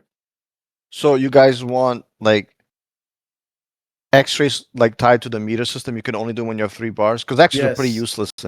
X-rays are pretty useless in It it. depends on the X-ray. There were some pretty good X-rays in MK9. But it Yeah, was so usually not worth it to spend all 3 bars for an X-ray. Usually, not for all characters, when EX moves were far superior. Well, Like, why yes, would you? because MK9 had a lot of broken armor moves. That's part of the problem. Yeah, when you have Well, no, moves even that the work armor better moves as 1 are bar broken. compared to 3 bars, that's a huge issue. Well, actually, I think the game needed more armor moves in MK9, not less, because in certain matchups, when you get your meter drained, I want to have another shot at it. But the point is, um, usually all those extras were pretty useless, even if it's not about armor or not. Forget armor. Usually another X, I'm sorry, another EX move would be, you had 3 chances, and the way you built meter in that game was super. By the way, way slower guys than you do in the current generation fighting game. So, the way I would do it is, look, you use your fatal blow. That's it. Like no more. It would be essentially like Tekken Oh, 8's. Still bad design. No, you're Like, getting something for free. No, you want to use something well, flashy and it's big. Save your meter for it. it's my opinion. I think it should function I like understand. Tekken 8. I understand it's your opinion. Raid. Your opinion could also be a bad idea. Like having no, we do not need No, to it's bring not a fatal bad blows back idea. for the third time. We don't. Again, my How could you opinion still is want that that? you How like I don't understand. MK13 isn't even out yet, and you're already trying to make it want worse. useless moves. I Like, don't want dude, useless moves like nobody can use. who's saying that the extras Actually, are going to be guys, useless? You can make extras them were good. useless in MK9. Get over it. I mean, extras were useless in MKX. When were they ever good? Like they were never good. Some characters No, had good actually, X-rays. It depends, Dave. This is a character MKX has thing. some pretty good X-rays. Yeah, remember MK, Katana's like X-ray that everybody got hit by every time she had 3 bars? Goro's X-ray was like plus X 22 on block, and like there's a lot of good X-rays in MKX, but I think if they bring back X-rays, they should make them not scan armor in maps. MKX. What are you talking about? Like who used that? I never even seen that. I don't even remember what it looks like. I do remember the uppercut looking armor because that's what people actually won with. What? So please, NRS, if you're listening, don't add this useless mechanic nobody's going to use. Add one chance. You use it, you lose it. Just like Tekken 8's Rage Art system. Very simple. The Rage Art system is also Yeah, terribly bad too. I don't think people are a fan of that either. Like, I don't do care you not what they're understand fan. this? My Like, opinion. I getting don't care. access Look, to a free devastating move you can do at any time and is something that Street Fighter 4 did, and I don't know why every fighting game is like glossing it. They're like so obsessed with that dumb idea. Just it needs to go. Want to I do a don't cool, think flashy, that devastating move, then you can save your meter for it, and by all means go ham. But to make it so everybody gets a chance to do it every match, no. one thing I'll say about fatal blows, the only upside to them is that since they're a free resource, you can do like a meter burn combo and still do your fatal blow. That's the only upside to it, in my opinion. So, like, if you had X-rays where they costed full resources, you wouldn't have that possibility of doing a meter burn attack into a X-ray. I think I would much rather have X-rays return if it meant removing that Well, look, possibility. Franco, you also could have both. The reason why this was such a big issue in MK9 is because in MK9, the X-rays where you could combo after, characters could do combos without meter. Like Johnny wasn't like, damn, I can't launch you now because I don't have a bar. When Kung Lao hit you with his X-ray, he was like, damn, I can't get a full combo after this because I don't have a bar. Characters in that game could do combos not needing resource. In these newer games now, you can barely. Some characters can't even do combos because they don't have bar. The problem is for MK13, maybe they should bring that back. Make it so now characters have access to combos. You don't need to use a bar meter, just do a simple combo. And also, that means when you bring back X-rays, you can make more of them combo, and now you can do another combo after that because you don't need, normal bars to do combos. I'm not saying it should be for every character, but that's something they could bring back because MK9 had that. Yeah, X-ray combos are cool. That'd be cool. yeah, I mean, we will just agree to disagree on this topic, I guess. I just don't like that you're rewarded for losing. That's like my least favorite aspect about it. And the fact that when you do block this X-ray or fatal blow, it's sending you half screen to where you can't get punished. Like Homelanders is absurd. Like it sends you half screen on block if you block right next to him, and it's super hard to punish. Like it's super annoying. Like that shouldn't, and it comes back over time. Like that shouldn't be the case at all. So Yeah, like you could bring down the one time use idea, yeah, but I still want to be able to punish the move for free. Like it shouldn't be this move that pushes me back full screen and I can't punish it. It's bullshit. yeah. I To do me, agree that they need to limit those, and I think for the most part they've done a much better job in MK12 than in MK11, right? Uh, of I mean, outside taking away the freeze frames, I mean, or adding in the freeze frames like the cinematics, dude, some of these DLC fatal blows are stupid. Like Noob, Sector cameo before the nerfs. Yeah, they over nerfed that one. Ghost face, full screen fatal blow. The DLCs are pretty obnoxious with the fatal blows, but Look, man, I went back and played MK11, and I just look. Is it annoying? they are It's worse just than something. MK11 though. Like It's just not something that I get salty over. I just like MK11. Maybe, and again, this is what the argument I keep trying to make. I know it's boring and it's repetitive, but it's just a matter of preference. There's some stuff that makes me salty, and others that doesn't. I don't mind getting hit by armor. I hate it. Like it's like, oh man, I kind of got robbed. But it's just like You I don't don't rage mind getting about hit that. by armor. Look, sorry to butt in, but you don't mind getting hit the armor because you're not going to these tournaments spending your money. If you were, you'd have a different train of thought. I mean, you got to put Actually, yourself I in don't. other people's perspective, man. They're traveling, they're getting on a plane to go to another state, get off the plane, play this game. You think they have fun? They're sitting there going like, wow, I got hit by this amazing game mechanic, a fatal blow. I can't wait to spend another $500 to go to the next tournament. I don't think they're thinking that. I think for MK13, if they want the game to grow, for starters, is something simple they could do. Get rid of fatal blows because it's not a fan. They tried it for 2 games in a row now. MK11, it was horrendous because they were random armor attacks that people hated. And then in this MK12, they're also annoying because you get hit by them, now you're going to lose a lot of damage, or people are getting them for free to do a big combo, even though you can't do yours because you have a little bit more life than them because you were beating them. How does that make any sense? So for MK13, in my opinion, what they should do is just scrap fatal blows. They were a failed concept. Yes, in theory, they could be balanced, but why waste the resource on that when you could bring back X-rays and do more with that, which would be better overall for both competitive and casuals? I mean, your argument makes no sense. So I'm supposed to be pissed off about armor, but I should be not celebrating the fact that MK12 is a delayed wake up system. So Cyrax cannot loop me even worse. So this is all so difficult for me What to does Cyrus have understand to do because I with the think. fatal blows? I'm saying fatal blows are bad. If you They're want to bad make the case that I'm design. salty because I don't travel, I'll tell you what makes me No, salty, even I'm if I'm not saying the traveling. reason why Like, you're cool with don't let me random make my fatal argument blows consistent. is because you don't go to tournaments and play with your money. That's why you're cool with them. That's not the case because I used to travel, and I will tell you what makes me mad So you about used even to if I'm not travel for traveling. games with fatal blows. Did you like traveling for MK11, getting hit by fatal blows? Was that enjoyable to you? Well, I didn't travel much for that game, So you didn't travel for any game that had fatal blows. You're saying look. No, but what does that have to do with anything? I'm telling you, like when I'm playing, whatever, if you want to call it semi-competitively, Look, I'm not I'll saying tell you you have what to makes me mad. travel to have an opinion. I'm not saying that at all. What You I'm just saying said that. is what I'm saying is the reason why you're kind of cool and whatever about fatal blows is because you're not putting yourself in the shoes of these other people that are going to tournaments and they're losing to stuff like that. It's just not enjoyable game design. Okay, Giving someone a devastating I'm attack for free primitive. because you have more life than them, that just feels bad. And That's you a could very argue, primitive but it's for argument. casuals. Well, that's fine. Then keep it in the casual mode. The casuals That's can not my have it. argument. That's not my argument. You're missing I don't know what words. your argument was The because you were thing talking about Cyrax. I'm just talking about fatal blows. Well, I mean, you made the case. I don't know. I'm salty. I would be salty if I traveled, but I will tell you the stuff that I'm salty about, even though I'm not traveling. And I think I'm the wrong player to say that to, because I actually used to play competitive. I used to travel, so that doesn't make any sense to me. I'm not salty about armor because I'm not salty about it. Do you want to talk about stuff that makes me salty, even though I'm not traveling? We can talk about that if you want to. So this argument absolutely makes no sense to me. I don't know why you even mentioned that. Because I just find it weird that you're defending fatal blows when in theory X-rays are very similar, but Defending, I they're would nerf earned. them. I just told you. I would nerf But them. my I point just is they're told you how wasting resource fixing and nerfing a mechanic that is just bad. Just get rid of it. Use How that much resource is they have for MK13 when they have 2 years to patch or whatever on good gameplay designs that can work better. You don't need to have fatal blow come back and then they have to go through this whole thing of trying to bounce all over again. Just, why not get Well, rid of it? again, I just think X-rays were completely useless for the most part in MK9. They were useless in MKX for sure. They were rarely ever used because the EX moves are significantly better. Why would you use a one-time armor move like when you can just low Dave, shadow with again, tremor? this is because a lot of the 1-bar moves in MK and MKX were badly designed. You had a character getting a 1-bar armor attack for like 50%. Yes, why would they use their extras for 3 bars that gives you 30% over the 1-bar 50? I mean, the answer is right there in the question.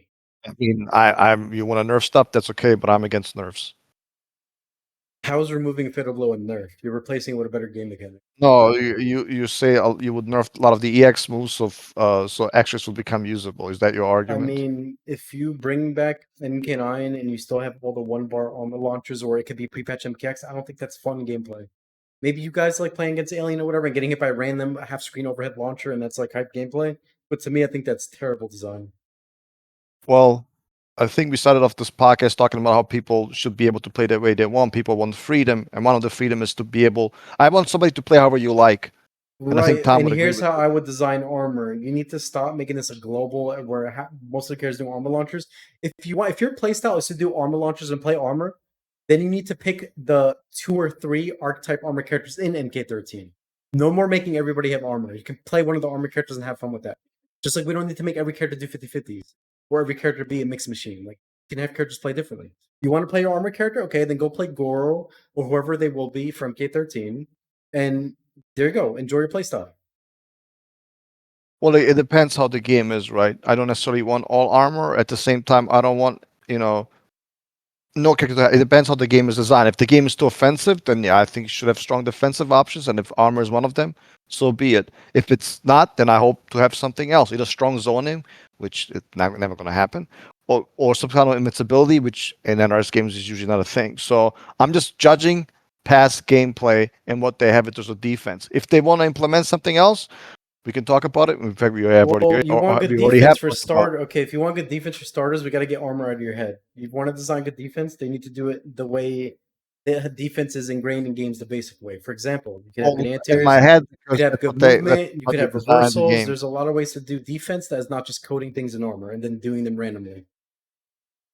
I think it's the right way to do defense, but again, we will agree to disagree. I have my preference, so and you have No, I yours. think MK13 needs to go back to the basics with defense. You do not need to code everything in armor to have defense. That's just a cop out. Bad design. Well, again, we will agree to disagree on this topic. I mean, Dave, honestly, to be real to you, man, it just sounds like you want to play MK12 all over again. Because right now, and Franco, if you want to like butt in and tell me if I'm wrong here, but it feels like Dave wants MK13 to have fatal blows, have armor, bro. Then we're gonna be playing MK12 again. I think a lot of us, or at least I'll speak for myself. I do not want to play MK12 again. I want to play MK13, have it be different, not have it be anything like MK12 or MK11 or MKX or whatever. I want it to be a new separate game that does a lot of things good, and I want it to have basic defensive stuff, not where everything's coded in armor, but bring back good anti-airs, bring back good movement, and bring back other new stuff that they can have in the game with different archetypes. That, to me, would be a starting point. I mean, Franco, how do you feel about this? I don't think Fatal Blow should return, and I think you can have armor return as long as it's like more tame, like it is in MK12. It's nowhere near the issue of armor like once was in MKX and MK9. Or you could do it like even more restricted, like Injustice did, to where like Grundy, Bane, and Doomsday and Lex had armor. Like those are really like the main armor characters. Like there's like 4 of them. There's less armor characters in Injustice, but like more in MK12. However you want to go about it, I'm fine with it as long as it is allowed to exist and it has a place in the meta of whatever game it's in. In my And opinion, obviously, if it's if you make armor an archetype for certain characters, it becomes more hype to see than seeing every character do a random armor special move. To me, I think it's more hype to see a character that you don't see often putting a bunch of armor on the screen. Whereas if you see it usually back and forth with wake ups or whatnot.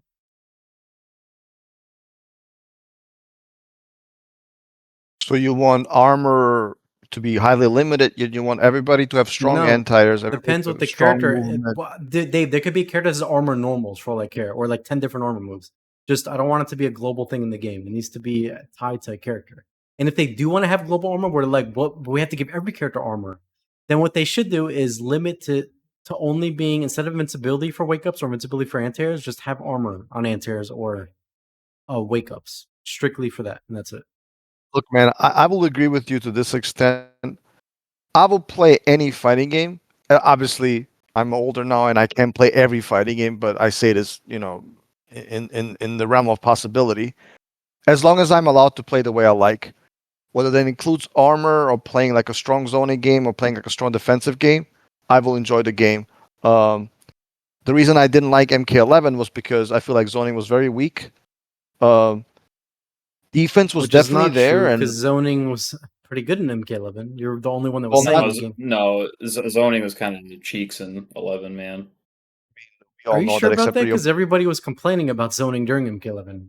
No, All the people just jumping, have horrible tolerance for zoning nowadays because every the community. No, jumping. but I'm saying they were literally nerfing zoning characters in patches because of the complaints. who cares what they were But doing? who They were wrong. cares? Apparently, the developers, if they're nerfing zoning, because everybody was complaining that the MK11 had too much Oh, zoning. I mean, now you're going back to the developers of what they're doing. I thought you didn't So like what wait they a were doing. minute. MK11 is the bad zoning game. It wasn't it had worse zoning than MKX, MK12. We sure about that? Yeah, I agree. Yeah. MK11 zoning was horrible. I think one of the worst I've been. I think the worst in any game that I've ever seen. Okay. No, Well, honestly, it was horrible. Like I I didn't do remember. think I don't look I at will give MK11 as a credit. game with not any good zoning, but I mean, Well, you look guys at can the have different characters who are opinions. strong. They're all like jumping characters. That's because, and like aerial projectiles in the game are so weak. That's why Jackie is strong. Well, I That's mean, why if you're to talking about the still last patch, a lesser. lot of characters got nerfed. That's why some of these top tiers were good also. Well, no, I'm not denying that. But I mean, we can go back to previous versions of any game that you'd like and you dislike, and we go back to preference. But anyway, the point is, I think zoning in that game was extremely weak. But I will give credit where credit is due, right? For example, Setron has very strong mid-range zoning, not necessarily because of projectiles, but Yeah, because she's a of the zoner and she's also top tier. yeah. But the zoner in the sense that she's more like of a mid-range zoner, which is again no excuses. Well, yeah, I mean, she's Very, like I think, Kenshi. That's what Kenshi did in MK9, locked you mid-screen. yeah, It was hard to exactly. move against She's him. not known for his projectiles, right? Like Freddy is, or like Yeah, Sector is in MK12, or even to a lesser extent Kung Lao, right? Like my problem with the game is that zoning was very weak, so all these kids they just jump, and like, how do I stop them? I have to like perform a two-framer anti-air, and the online is terrible. It's just like, why is this game good? Like, I don't like at a understand high it. level, you weren't getting zoned out by RoboCop or low Oh shots yeah, from RoboCop is super Joker. weak. Like Yeah. like Cetron was the best example of a zoner, but even then, like she wasn't chucking rocks at you. She was just doing instant air fire and Well, running to be away with fair, the the reason why she wasn't chucking teleport. rocks at you, the reason why she wasn't chucking rocks at you is because they nerfed her rock like multiple times. It used to have a ton of blocks done. False blocking, it did absolutely nothing. And yeah, it was a lot better before they nerfed it like 3 times. And also other zoners like Scarlet from the beta got nerfed a lot. Characters like Johnny, who were a good zoner at one point, immediately got nerfed. Characters like Gears, who could run away and zone, got nerfed. So yeah, the reason why you didn't see a lot of zoning in the last patch is because a lot of zoners got toned down. I mean, that's just what happens when the game has characters that can zone. Well, I From mean, what I I remember, think from what I remember in MK11, there were a lot of people complaining about zoning. well, I mean, they I complain think about zoning in every another game. aspect of Yeah, that. what else is new? Yeah, I think another aspect of that too is every MK game spawns a new community, and I think every community going forward has been less and less tolerant towards zoning. Like I think they're more on the side of like what Tom says about the new broken is anything that's annoying. So like their tolerance for anything that is like zoning or stops them from doing their game plan is just broken, even though it might not actually be broken. Like Well, that's how they think Right. No, about. look, I'm not saying you guys are wrong. I'm just saying when I remember MK11, I just remember a lot of time people complaining about Jade nonstop combo. Like, all she does is jump back, throw ranks. They complained about Cassie in the beginning when she was top tier because all she did was walk back, low gunshot. You get into her, then she's cramming forward 4 in your face, and then other characters moving back. And then you had Hyper Katana in the beginning that was throwing literally a million projectiles on the screen, rinse, repeat. And yeah, I mean, it Well, was kind of I a agree lot of with people you just felt like the that. zoning was obnoxious in that game, at least going from MKX to it. Well, I agree with you. I think zoning. I do agree with you. I think zoning used to be a lot better. Like when you had like Highborn, like, and which they buffed Kitana overall at some point, and you know you try to get in on her, and then you have to deal with like razors. Like you said, Geras was better. Stetrion was better. Luke King was Um, also kind of annoying too with zoning before they nerfed him a lot. yeah. But they nerfed everything. But then again, like with all due respect, my friend, you're kind of making the case for us. Like, yeah, zoning got nerfed. That's what we're saying. Like that's the point. And I think if you want to Right, go but I'm back to saying they would MKX, have been toning down zoning repeatedly in a lot of characters if the zoning wasn't good. That's why when I think back of MK11, to me, I consider it one of the current MK games that was on the better side of zoning. but you talk about different patches. Like, what does that have to do with the Well, last yes, I'm version talking or about the the way the life of game? the game. I played the game since day 1 to like almost year 3. Like I'm just going through my experiences of playing the game from all the patches. No, no, fair Just like I enough. can But I'm tell you judging how the bad last Aaron version. became in other characters. Well, I mean, MKX is a game that I enjoyed a lot until the last patch, and I judged the game by its last Right, and patch. when Not people talk about MKX, they don't pretend armor launchers never existed. Just like when we talk about MK11, we don't pretend the zoning was always bad. That's all I'm saying. Well, I mean, you can go back to any version you want to discuss. I think it's a fruitless argument. The argument is what was the last version like, not what version did you play that you The had the last most fun version with. was not played as much. Just like you guys like to say, the last version of MKX wasn't played as much as the ones before that. So all I was Well, saying that's is another that thing. Yeah. when I think of Yeah, I'm MK11, I sorry. Go ahead. usually think of a lot of zoning being in the game and complain about multiple characters with it. Well, I guess at some point, yes, but I'm judging. Always judge the game No, the I get way it ends okay. up What you're being. saying is basically every version of the game didn't matter, but only the last version. That's it. And the last version, and that's it. There's only like maybe 2 good zoning characters out of 20 characters. Correct. And by the way, I even hold MKX to the same standards. Right? You would say that I like the game, that I played it, but I'm like, dude, I don't like the last version of MKX. Remember, you asked me for games. I'm like, no, I don't want to play the game. Why would I? I don't like the last version. So when people play the game, they want to go back to playing it. You can't go Okay, back. so Well, which MK maybe, game do you like? Because you don't like MK9, don't like MKX, don't like MK11. Because you told me all these 3 games, you'd rather not play them. So you only like MK1 out of all the MK I and think rest games. MK1. Yes, I think at this point, Okay, MK1 is my favorite MK game of all time. and you don't like the other 3 because you don't want to play them. I think if we judge everything by like current standard, I think my favorites would be in this order: MK1, MK9, MKX, MK11. And then if you want to talk about Injustice, it's more difficult. I could play either one, but I kind of prefer. I think Injustice 2 also kind of got worse with the patches. I think they nerfed a lot of stuff that was fun. Like I thought Red Hood was super interesting design, was very fun. But Sonic 5 was winning, then he got, then Red Hood got nerfed, and then Captain Cold Super got nerfed. interesting design, dude. Yeah, He did a I forward agree. jumping tackle with Aquaman trying to rush meter burn gunshot. I mean, it was essentially Reptile's MK9 dash, but safe on blocking and chipped you to death. I don't see Well, how look, that man, is called interesting I, design. well, that might not be the most interesting, but what about his like ability to like throw bombs and then like they That stuff jump and was you throw like. cool, but that's not what they nerfed compared to what they had.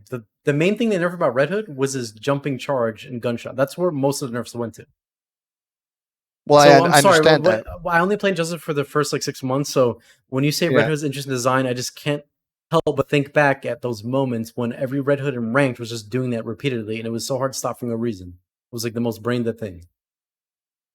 Well, I think every character to some extent has a brain dead thing, and I'm not against brain dead things. As long as they are not like completely broken and glitchy and whatever. Comes to traps, his traps are okay. I think they did a way better job with Hunter Predator, honestly, when it comes to a character that throws a mine on the ground. But no, but he's not really like Red Hood was kind of like a semi zoning character. I'm sure you would agree, and I just kind of like. Ironically, I do agree with you. Like spamming the launch would kind of made him top tier, but that's not the most interesting thing about him. It was the fact that like you would place the bombs and try to end. They would jump and you would throw the on a read, not on on the reacts. Like throw the up stars and then you would do the. I don't know if they ever nerfed the grounded star. I forget, but like that was good. And they just kind of, in my opinion, like made the character too weak and. Captain Cole, kind of the same thing. I forgot exactly what they did, but anyway, I don't want to go into too much detail. I like both the Injustice games. Would I play them? I don't know. I'm kind of picky when it comes to the older games, as you guys can probably tell.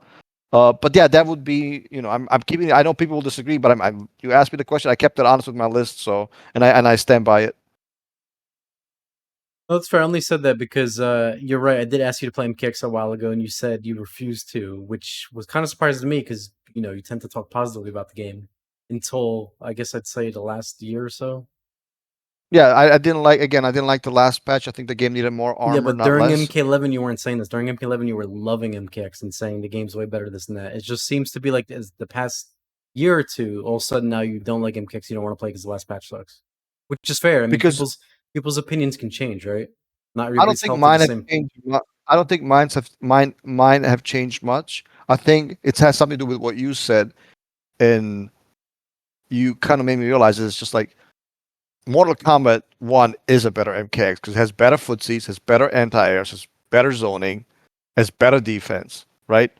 So like, why would I go back and play MKX, a game that I'm just gonna get mixed up in and do the same thing over and over again on offense? So that's the way I look at it. So I made that realization by playing, because you want offense, and that's what you're good at. Well, look at what Sonic Fox is winning with. He's not winning with zoning. He's winning with Cyrax, with Sindel. That's what's Homelander. That's a fair point. And what's funny is I got blown up for this opinion. Literally, I had this opinion on literally day 3 of me playing MK12 back then when it was released in September or whatever. I remember literally a day or two after playing Detroit and a couple of people, I was like, this game is literally MKX all over again, but the game is better neutral. It's MKX with better neutral. And I remember I got blown up for that when I said that. And people were like, what are you talking about? It's nothing like MK13. I'm like, okay, well, you guys may not see it yet, but I think eventually you guys will see what the game is. But the game is very heavy on offense mix-ups, but at least the neutral's better. So I'm not saying it's bad that the game is like that. A lot of things I don't like about MK1 aren't really to do with like choices on gameplay, what they did. It's just more of I do not like how the game feels at all. The speed of the game, the strings, somehow how the characters look like Havoc, I'm just not a fan of it at all. And to me, it's just a huge turnoff to play of how awful the game feels. Just real quick before Burrito Voorhees jumps in, man, I was using Havoc and rank the other day, dude. I was having so much fun. I think Well, yeah, I'm sure he's fun to play now because you just do a bunch of 50-50s. Well, But before, actually, he has no 50-50s. They removed a lot of the strong stuff. But guys, you want an armor character? Guys, please, you gotta try him. Try him as striker, bro. Do random armor into grenades. It's so fun. I love the character design. I love him. It's so fun to do. Because his armor hits multiple times. It's super slow, but they did buff it a long time ago. So you do that into grenades, so they can't like flawless block you and punish you. So he's still like a fundamentally like more rushdown, even though he has a good projectile. I don't know. I like variety, and I think the game gives more freedom than what people like to believe. Not initially, right? If you play the game for the first, I don't know, 2, 3, 4, 5 months, it was disastrous. The game sucked. But I think the game is in a mostly very good place. It does need more defense. And again, in my opinion, the game is fun. And I have reached a point where I have more hours on this game than in any of the other games that I used to play. go ahead, Franco. Yeah, go ahead, Franco. You talking What were you gonna say? No, I mean, what were you gonna say? No, I was just gonna say when you brought up Havoc Striker, I'm sure Rio wasn't gonna have a nice reaction to that, but yeah, no, the MK12. No, they can do whatever they want to MK12. I jumped ship from MK12 years ago. When I realized I didn't like in the game in the beginning, I was like, I'm not gonna go through playing a game that I don't enjoy, waiting years later for them to fix it. That to me is just a waste of time. I'd rather be playing games I currently do enjoy. That's why my main game ended up being Counter-Strike that I've kind of been playing the past years over fighting games, which is sad because I just don't like any of the current fighting games. Like Tekken 8 Well, let me ask you this appealing question. Let me ask you this question. I think this kind of pertains the most to you. Speaking of the older games, I believe Legacy is due. Is it next month, guys? Like at the end of September? I'm sorry, at the end of October, maybe. I forget when the due date, when its release date is. The Legacy But anyway, Collection? yeah, correct. The Legacy Collection.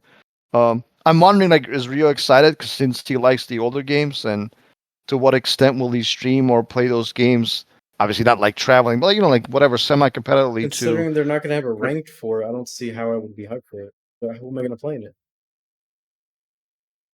I mean, don't you have like friends who play the game, or I do, but I can currently play them already on Fightcade, so I don't see like why Legacy Collection would make anything different.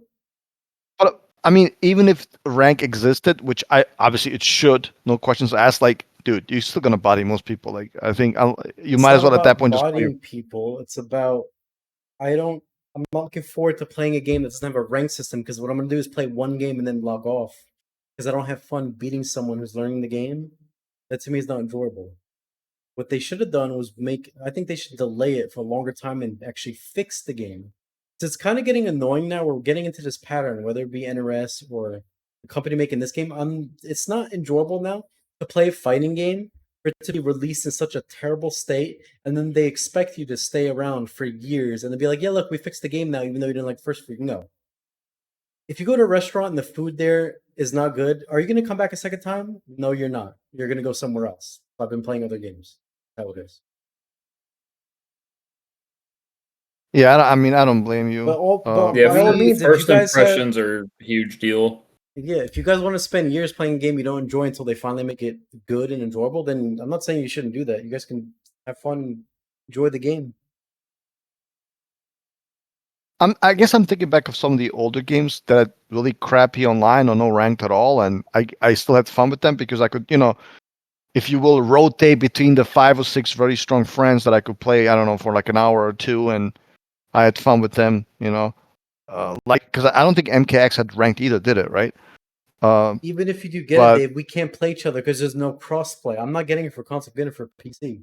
Unfortunately, no, because no, of yeah, how many basic features this is missing, yeah, we can't even play each other. no, that's a good point, and that's another blow up for sure on them. And I guess maybe we can wrap up with this topic. So even though, guys, we have like, as you can tell, a lot of disagreements on many different topics in terms of armor, anti-airs, you name it, X-ray It's versus just whatever, fatal blows. disagreements on the armor and fatal blows, really. I think we all agreed on Yeah, answers. we agree on a lot of stuff, and also like to me, if you want to release a fighting game in this day and age, you need to have those 4 or 5 things that Rio that Rio made an excellent video about. Like, if you release a modern fighting game, it doesn't have rank, the netcode, is kind of fishy. You don't have maybe training mode while you're waiting. I feel like, obviously, I don't want any developers harassed. I don't want any developers threatened, but like, they should be criticized harshly, and questions should be, there are questions that need to be answered, because if you don't have those 4 or 5 things, then even if the game is good, as you can tell from Rio saying he doesn't want to play it, that's because I mean, you they're can't not have fun even with putting the game I do want to play anyway. On top of that, it. Is the it only which one? game I'm hyped to play in the Lex Collection is WaveNet. Trilogy? That's it. Oh yeah. That's the only game I care or I'm interested in. MK3, whatever. MK2, MK1, whatever. But they're not even putting in S4 Trilogy, which is the one I wanted to play. But aside from that, I guess I'll have some fun with WaveNet for a little bit, and then I guess we'll just be waiting for MK13. And hopefully it's nothing like MK12. Yeah, it's fun that they put these random Game Boy versions of Mortal Kombat games, yet they will not give us N64 Mortal Kombat Trilogy. I feel like they should delay it to add in the other ones they couldn't add in, but I don't know if it's like a licensing issue or something. I don't know the people that are involved with that other than them being called Digital Eclipse. Like, I don't know if they've been communicating on why they haven't added those in or not. I've heard they've been having issues emulating MK4, which is why I got delayed, because they can't get it to emulate properly. The arcade version of MK4. So it's either Yeah, man, complications with them getting MKT and 64 working properly, or maybe Nintendo's not getting permission or whatever. it's Yeah, so I hard think to another thing understand. could be oops. No, let me just say this because not that whatever you want to say is not important, but it's like, even though I've said nothing but positive things about MK1, dude, the online is just not.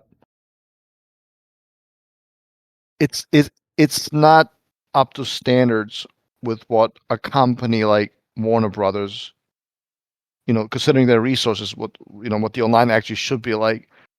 And I think if people want to criticize the game and completely destroy it to that extent, I 100% agree. Like, it's so hard to believe that this what is it, a multi-billion-dollar company just cannot give proper resources to do something as basic as, like, dude, can I just like get a game going? Why am I waiting like 20 seconds? It's so hard to believe, man. And I know we've said this before, but apparently not too many people are listening, not as in our audience, but these, the people who matter. It's annoying. I don't know. I don't understand why things are like this. Well, Yeah, look, this is something Maximilian's even talked about. Like, he's like, "Oh, I'm just staring at these trees for like 20 minutes straight." And the dude, honestly, I come home from work. I get home usually around like 4:15 p.m. Eastern, and I'm usually going to bed by like midnight. I usually go to the gym for like an hour. Usually takes up like so after work. I get prepped for the gym and then shower after the gym. Usually takes like 2.5 hours. So it's like 7:30 up until the time I go to bed, and I'm on Mortal Kombat, and I feel like a lot of my waiting time has probably equated to, like, some days staring at those trees. Like, I was playing MK yesterday. I played one ranked against like a Terminator Darius. I was trying to queue into another match. I was struggling to find somebody. Like I was playing my PS2 looking for games on Deception. And I'm just like, man, I'm just gonna get off. Like I don't want to sit here waiting, wasting my night, like, with the 5 hours I have left. I Like don't I have a just problem finding a I was match. It's just, let me just also say this. I'm sorry. Like one thing that's super weird. Like this never happens in Tekken and Street Fighter. Like you go online and like it randomly says connecting match, and it's freaking the online crashes, takes you back to the menu, and then you have to go again and try go into rack and find a match. It's just like what?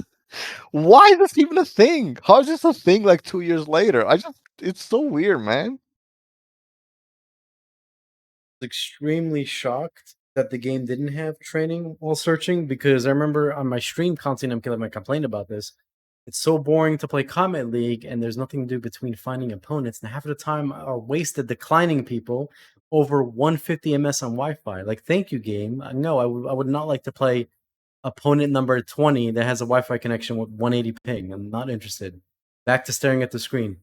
I don't understand. Like, I made some videos saying, for the next MK game, we need to have the option to be able to training mode or do something while searching, and I don't understand how it's not in this new game.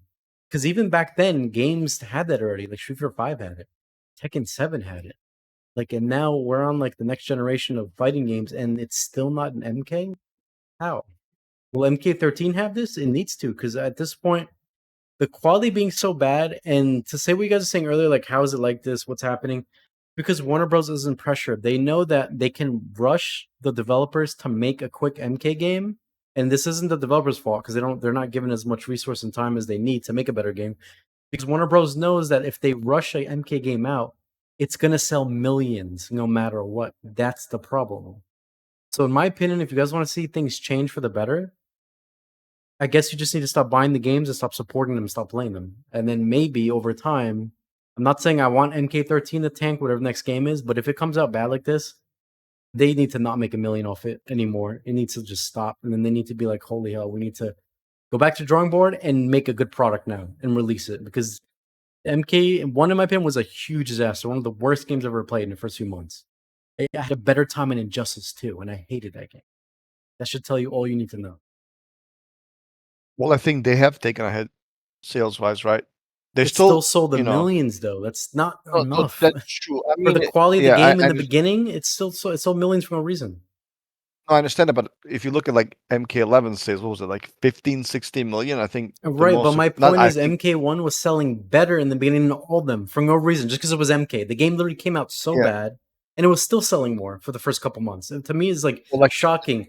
It's almost as if like Ed Boon could like literally poop in a bag, sell it on the market, and it would sell millions. Just if he just put the words MK on it, new MK game. Like, that to well, I me is mean, just crazy.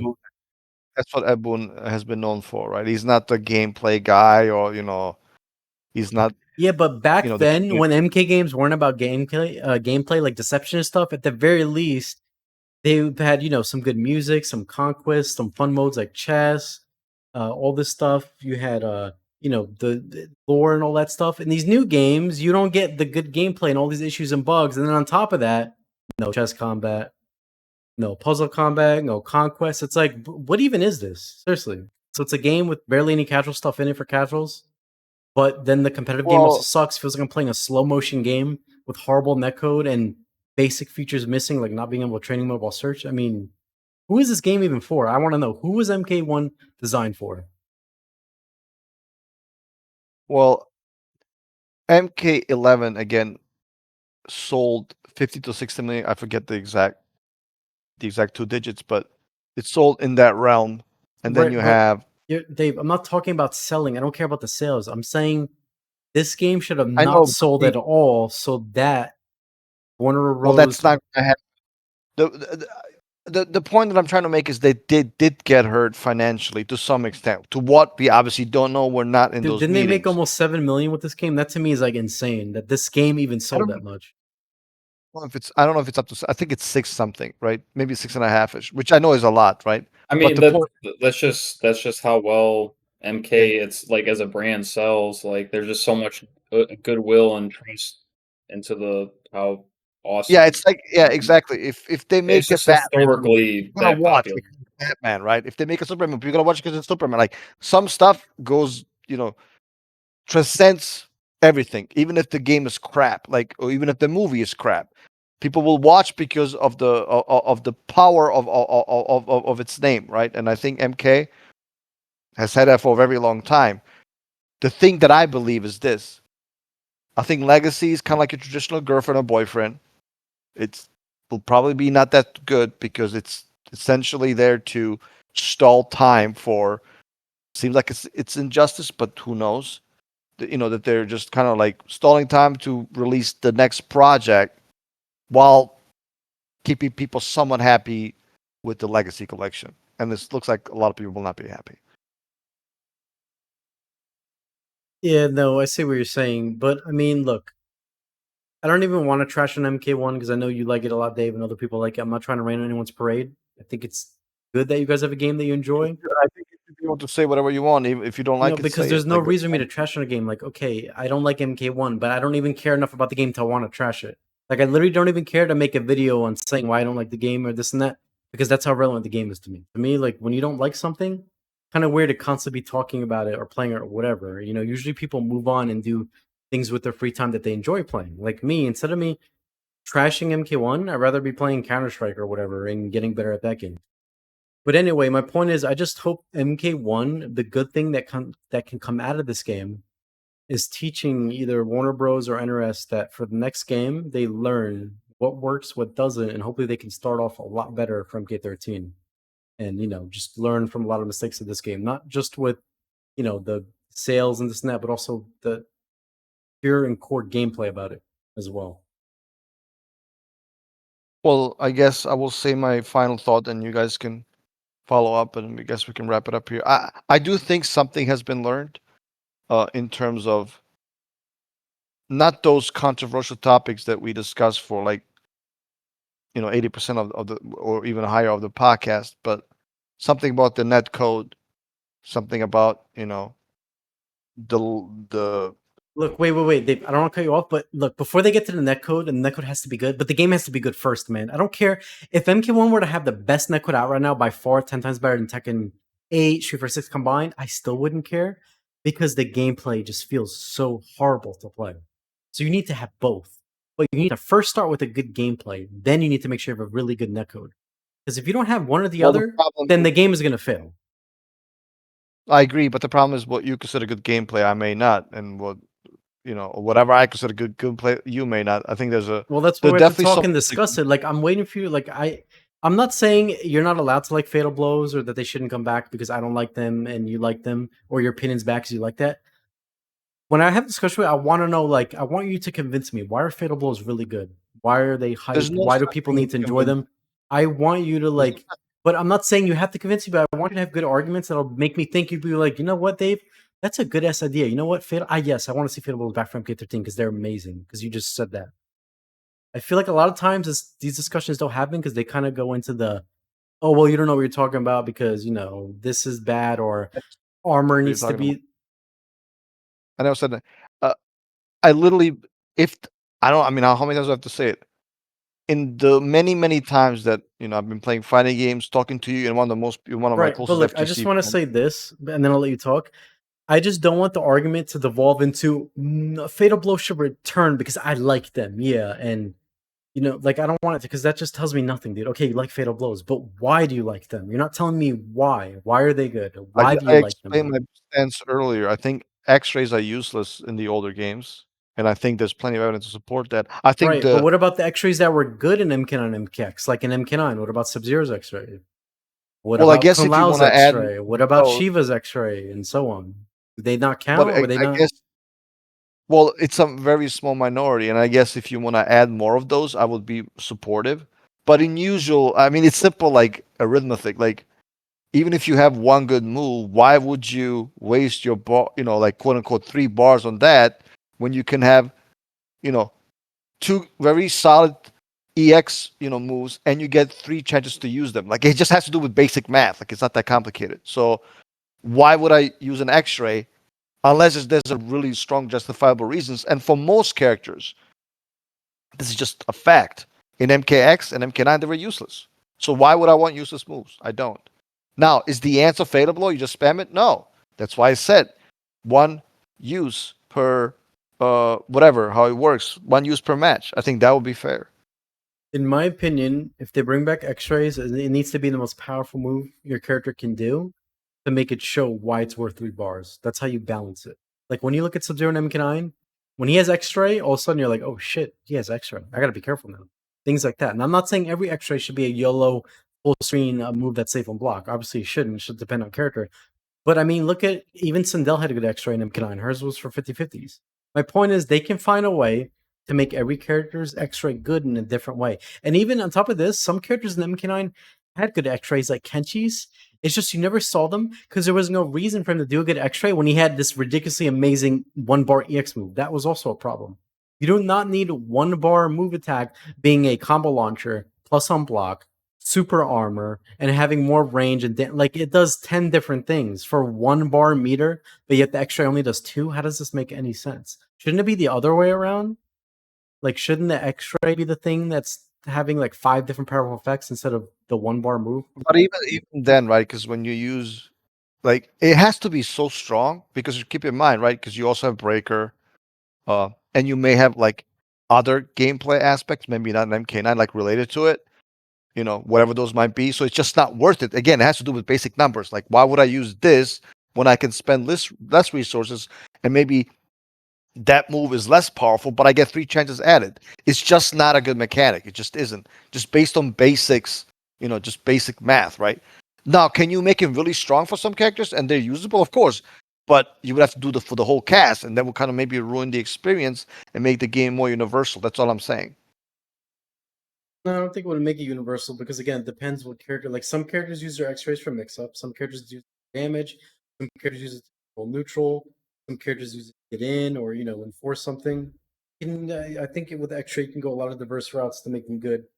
And the one thing I like about And X-ray is it's not given you for free like Fatal Blow. That's the worst thing. And at that point, if you keep that horrendous aspect that is what makes Fatal Blow different and unique from X-ray, then it cannot be called a Fatal Blow anymore. That's why, in my opinion, they need to scrap Fatal Blows because it's attached to that terrible thing of getting it for free for losing and go with the X-ray next route, but then work on a way to make X-rays better. Because in the long run, X-rays could be better for the game. They just have to put more effort into it. And whenever you have to put more effort into something, doesn't mean it needs to be scrapped or bad design. They just need to put a little bit more effort and think about how to do it for every character.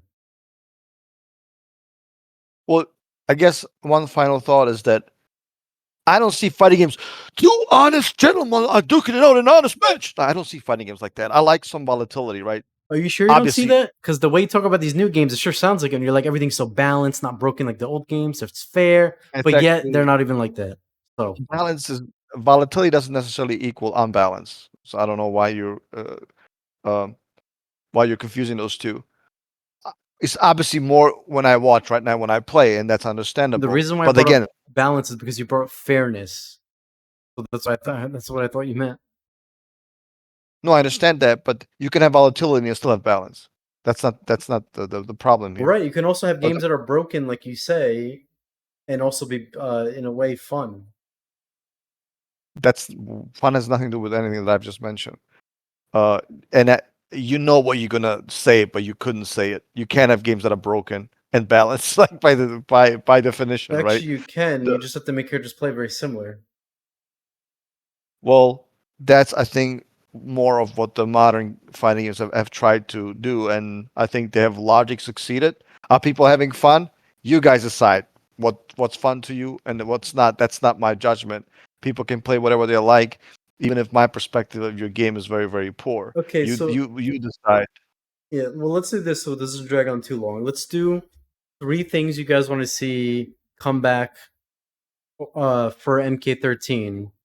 And we'll start with you, Dave. Oh, actually, we'll start with me. Okay, so 3 things actually no. How about 3 things we don't want to see come back? That's why it's easier. It's easier to list things you don't like than things you do like. So the 3 things I don't want to see come back from MK13 is the global armor. I think that has seen its enough heyday in the last few games and needs to be severely looked at or removed. 2 fatal blows that has to go. And 3, the clunky, terrible movement that needs to just be removed from MK. Franco, would you like to go? Yeah, I don't want to see any of those return that you just said. I know you said things we dislike, but I'll put things I like because Yeah, it's a little that's easier. I fine. feel like I want to see the MK9 movement, anti-airs, and jump kick meta, MKX Oki system. As far as like the wake up invincibility, or I mean, the get up invincibility frames, and like the strings and normals and pace that most characters' strings and normals are moving at in that game, and the balanced armor from MK12 and uh,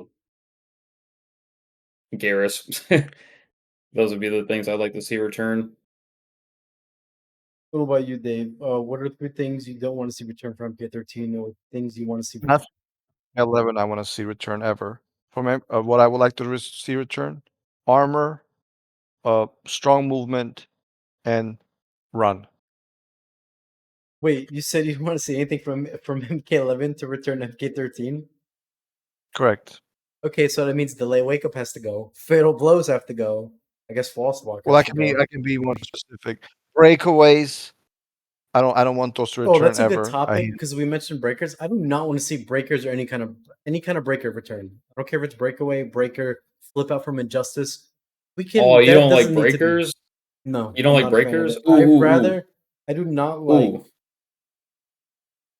I don't like I the gameplay because when I think Breakers. of breakers, this is what I think about. In MK9, someone does some dumb yellow stuff in neutral. You finally bait it out and read it, and they break. Or MKX, the classic. You play against some annoying Melina player. She rolls. You finally bait it. You go to punch it, breaker. It's like, dude, it just kills the Well, whole like vibe of the game. I don't mind breakers. I love breakers because you can't get punished for them. Like you can't break away, and I think you indirectly get punished for using your resources. Like if you want a YOLO ball roll and it gets blocked, and you use your breaker, that's on you for as the aggressor to just ball roll mindlessly and having to waste Yeah, your but the breaker. problem is That this in MKX, Franco. When they do a ball roll, if it hits you, they're getting a combo. If you block the ball, you're getting no damage off them. That is not enjoyable. It's just terrible. I mean, high risk, high reward, man. There's no risk But though. That's the point. You're just doing a YOLO high risk move, and if it hits, you get a combo. If it doesn't, you're like break. I don't care. That's the problem. Well, The you don't I have any don't care resources aspect. though. the risk is you use But your You resources don't and have you any have less. resources. You have a bar, and then you're gonna build another bar with Melina, and then you could probably do it again in like Well 15 well, seconds. actually, one of the mechanics I forgot to mention I would like to see return is flawless block, and then you won't have that meter building problem like MKX Molina. But I was about to ask you this, since I didn't know you were against breakers of any kind. You know how Sindel has that move in MK12 where she meter burns her, I think it's Inspire. It becomes like this situation where you can't break against her or you'll get launched. Yep. Would you like to see something like that in MK13? Like if your character could do some power up or use a move in their combo that if your move that hits the breaker triggers like a launching effect against your opponent, I like would mean, you like that's to a see good something like idea, that? but honestly, like the 3D MKs and even MK9 had unbreakable moves and stuff you could do. Like you could launch characters, like for example, Katana could launch you and then go into like 4 fans, EX fan.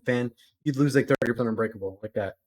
And in the 3D MKs, characters could launch you and then go for moves or strings that one of the like some moves were trash. Like for example, MK Armageddon, Trina had a 4-2 move. That move was bad on its own, but the unique property of it was the move could not be broken. So you could launch someone, throw unbreakable knives, and then do 4-2, and all of that cannot be broken. So this is kind of stuff that they've been like removing a lot, and I guess Sindel has it. But for MK12, if they're gonna add it, I think they just need to add more unbreakable options. Like a lot of the useless strings or normals, just add new properties to them, like cannot be broken. You know how they have moves that like armor break, stuff like that? I guess they can expand it and add make some moves useful. And make every character have a special move that can't be broken. That way we don't get Yeah, an MK11 situation where it's like, oh look, Cabal launched you, you're never ever gonna use breakaway ever, but guess what? Cabal's gonna be breaking away against you for playing these certain characters. It's just kind of annoying gameplay.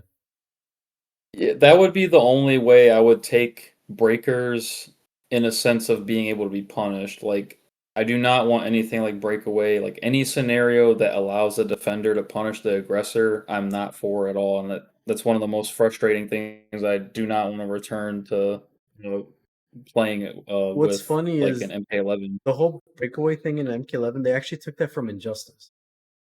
I remember in Yeah, I Injustice, wasn't a they fan of had a airscape flip out. either. Yeah, they had a flip out mechanic or air escape. And for example, when I played Cyborg in that game, you would launch them with his uppercut cannon The meter burn. uppercut. They could always break away. I mean, sorry, flip out backwards. And if you went for back three, they would hit you, and you couldn't punish them. You had to do like an instant fireball. It was like so dumb. Like you just could not do anything to read it. It was like awful. So I don't know why they took that from Injustice. But anyway, in MK11, they could have easily fixed it. I don't know why they didn't just make it so when you get knocked down, you're forced to do a long delay, hard knockdown. That way you can't get up and punish people. I don't understand why didn't that could have been like an easy, simple tweak that would have fixed that. So when you break away, you can never combo your opponent, and you have to sit there and hold Oki because you can't mix up your wake ups. You're stuck there. Yeah. The problem with Um, your suggestions, especially like if added to MK12, they will make the game like MKX times 20. Like, can you imagine playing if you guys still play MK12 without delayed wake up, without breakers? The game will Dude, literally the be problem unbearable. with The no. Cyrus See, punch no, the problem with and she MK13 would not like be like, 2 Dave, seconds you're not time. understanding. MK13, first of all, who says MK13 is going to have terrible ground movement, no anti-airs, terrible backdashes that you can't do more than 2 in 5 seconds? That's the problem with MKX. Nobody's asking for any of that. Did anybody have fun not being able to walk backwards in MKX?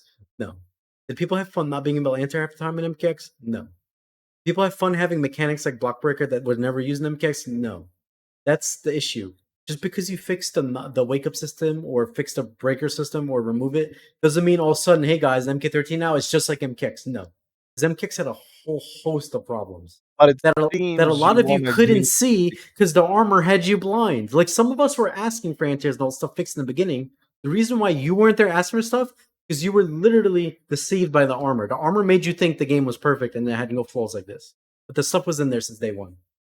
I never said the game was perfect, but aside Well, from you sure making weren't there talking about how bad the answers were like I was in the first few patches of the game because you waited until the last final patch to say something about answers because it wasn't affecting it. it seems like you want a game like MK11, in which it's mostly like a footsies game Well, with no, it strong move. wouldn't be like MK11 because MK11 doesn't have good movement, so that's already out the window. Okay, I understand, whatever. MK11's a slow, clunky game. It's just not as slow as clunky as MK1, but it's definitely on the slower and clunky side. Well, again, movement is always, um, it's always And also, anti-air sucked in related MK11. I to. don't know if you've seen or in some of our earlier podcasts, I was complaining anti-airs are not good in MK11 unless you're just false blocking. Like the down twos and No, I jabs suck. understand that, So I also but complained that's what I about mean. that. You want like strong footsies, like strong anti-air, strong movement, like strong options, like when you're grounded, right? And when you get knocked down, then you have less options. Is that mostly No, you correct? have options when you get knocked down. You just need to come off resource. You're not going to sit there and guess wake up delay 24/7, hoping to get a I I understand, but I snuck think in because he missed his meaty. I'm not like describing you maliciously. I hope I'm not. That's not my intent. I'm just saying that's kind of like If you're your saying I don't basic. want the game to be like MK12, then you're 100% right. I don't. I want MK13 to be something new. But it seems like you want it to be more like MK11 to a certain extent. Is that correct? And No, you know because what I'm going to say. MK11 Knock- doesn't have No, MK11 doesn't have good hell, answers. no. MK11 has Dave. Well, I don't. Well, okay, let me repeat these points because you weren't listening earlier. One of the worst things about MK11 were the delay wake up mix-ups. I do not want that for MK13. Another thing is I'm not a fan of slow, clunky I gameplay. like the late wake because it stops MK11 has describing slow, me. clunky gameplay. That means I would not want that for MK13. Another thing is I think anti-air should be consistent and work. MK11, if you're not false blocking, has pretty bad anti-airs. So these giant 3 things are part of the game. How does that scream to you? I want MK11 back from MK13. Well, look, I'm going to ask you a similar Oh, question that also, you I don't asked. want Fatal Blows back, which is what MK11 started. I know In you have case you made your forgot that. point. I didn't. You asked me how I want the next game to play like, and you can tell I gave you a specific example. Obviously, I want the game kind of to play more like MK1 with some obviously MK9 aspects. Give me something similar from your perspective. Do you want to play like Ultimate?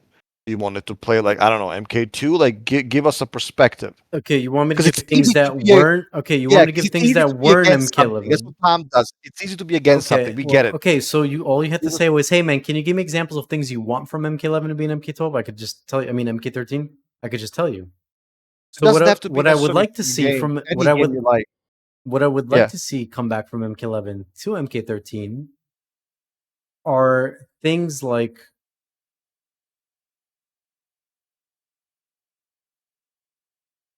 the short hop mechanic, which I was a fan of. I don't know why that got removed. I thought that was Oh interesting and god, fun to not play with. no. I Franco, how many forgot that even. times did I do some fun Dude, shenanigans with that? That was here's the no, thing about drops. They weren't scrubby and no. abusable. They were creative. You They could were kind of mix them. useless. They were I don't know about useless, that. I dude. won quite a few They matches were of they Combat League were utilizing that. Let me dude, finish. that's online. But offline, those were super reactable and punishable and like not rewarding at all. That was like the I mean, most sure, it useless wasn't what mechanic you they were added. going to like win games with, but it was fun to do like short hop I throw or short hop like string. Like it was just fun to do that. It was like fun remember shit. Can we no, move on? Can we I move would get on? short hop on accident sometimes Jesus, up man. until I had to hold up on the controller to not get the Franco, let short him hop on finish. accident. Franco, let him finish. Otherwise, we'll be here for like 3.5 hours. I Let him don't finish. think okay, well, I don't think just to go off what Franco said, I don't think short hops were useless. I think they were fun, creative. Could they have been buffed and made differently? Sure. But remember, the thing I made in MK11 to buff short hops was, hey man, what about giving every character 4 different short hop attacks where you press 1, 2, 3, or 4? Not saying some of them need to be scrubby. Like we don't want Quan Chi short hop, neutral jump punch from MKX edition where you just do a safe launcher. None of that. But you can give characters 4 different short hop attacks. Some of them can be better than others. Then on top of that, if you want some of them to be good, you can give a meter burn option off short hop that you could do off some moves that would turn into like a launcher that would be unsafe. But it would be quicker and launch you. You could have mix-ups like that. And also, one thing that I missed about MK11 was using short hop to get around some annoying moves, like Citron ground pounding or whatever. I just short hop off that. Like I'm not trying to block the second hit. Things like that. It was fun to utilize that. It was part of moving and stuff. I don't know why they get rid of that. I mean, I could see like I guess Franco was like a lot of people were like casuals weren't using it because they didn't even know it existed. But that would be fun to bring back. Anyway, another thing I would like to bring back from MK11, since Dave wants to hear about MK11, is I would like them to bring Flawless Block back, but it should be more like Third Strike, where you have to guess what level your opponent's going to hit you with. It should not be one button that Flawless blocks overheads, lows, and everything. Should have to guess. So if you want to false block a low attack, you need to intentionally do down and false block.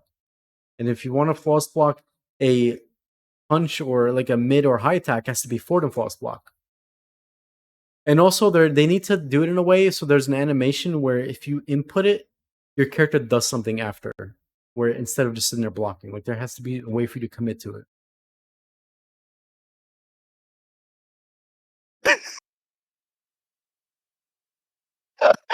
I'm sorry, that was unprofessional. What did you do? Dude, Fart?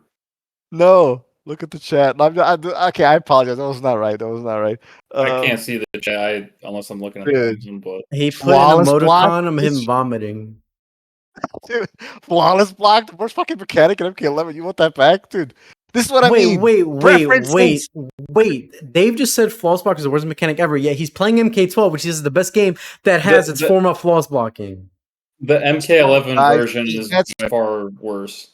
In my Right, guess but what? if you guys heard of what I said I'd like for them to bring false block MK11, but change to be different, that you have to guess different hit levels. No, And I also, No, get yeah, doing flawless block out of hit stun and stuff, yeah, that shouldn't come back. Who even wants that yeah, back? no, yeah, yeah. That's what I was referring to.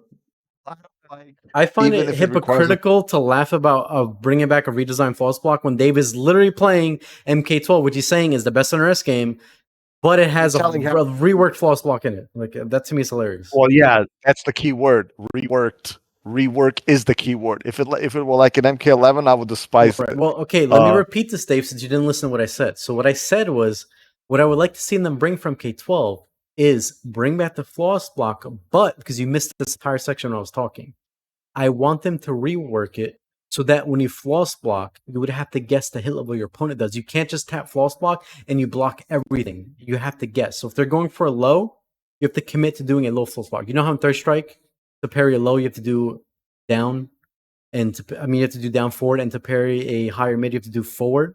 You can't just do one option that covers everything.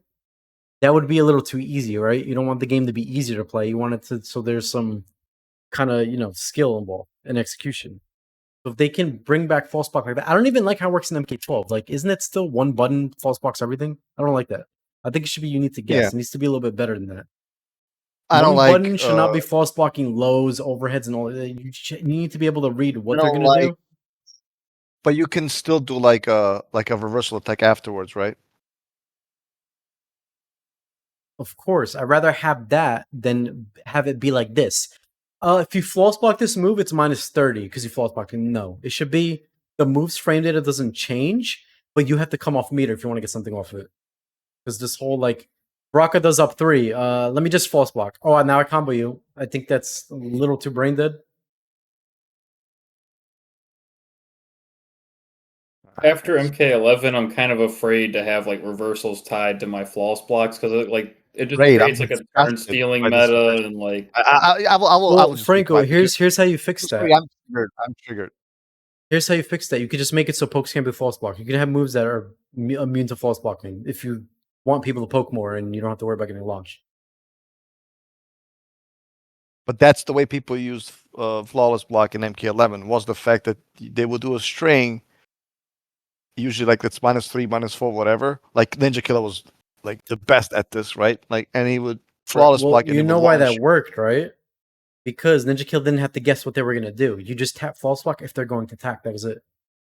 If you do the false block change, This- I'm saying your opponent would have to guess: am I going to do a down 3 or a down 1? That's 2 different false blocks. If I'm doing down 3, you have to false block down. If I'm doing down 1, now you have to false block forward and block. And by the way, if you mistimes those false blocks, your character lets go of block because they're doing like a quick animation, and now you're getting hit.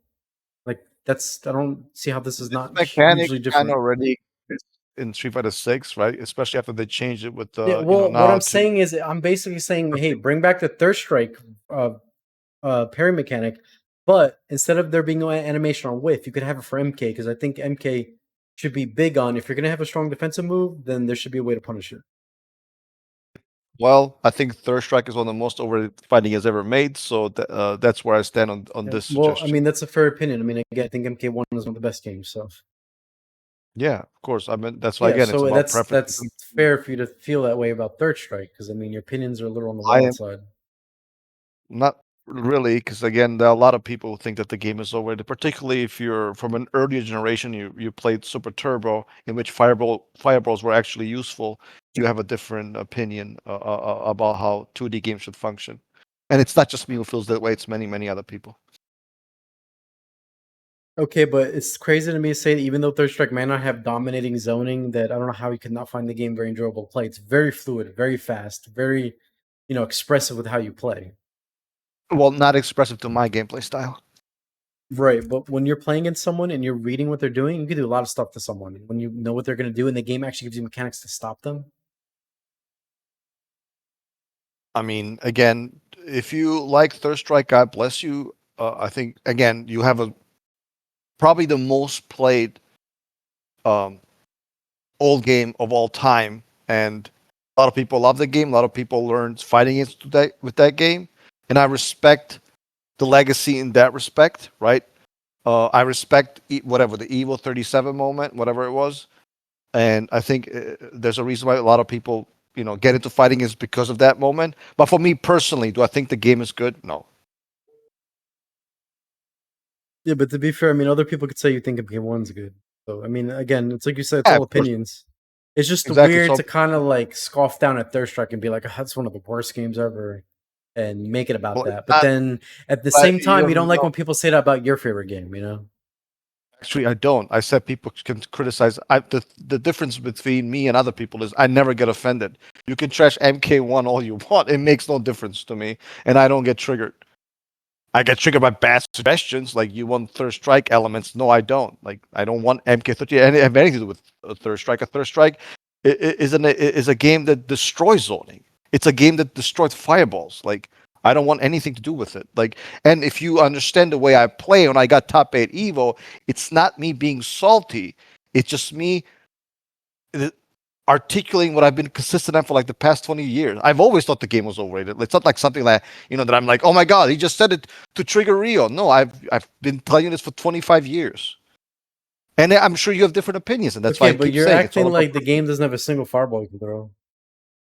Well, I'm not. I never said that. I'm just saying like character designs that were like previously strong, like a Guile doesn't really exist in that game. Well, he Well, you does, have except he's Remy. very well. He sucks in that game.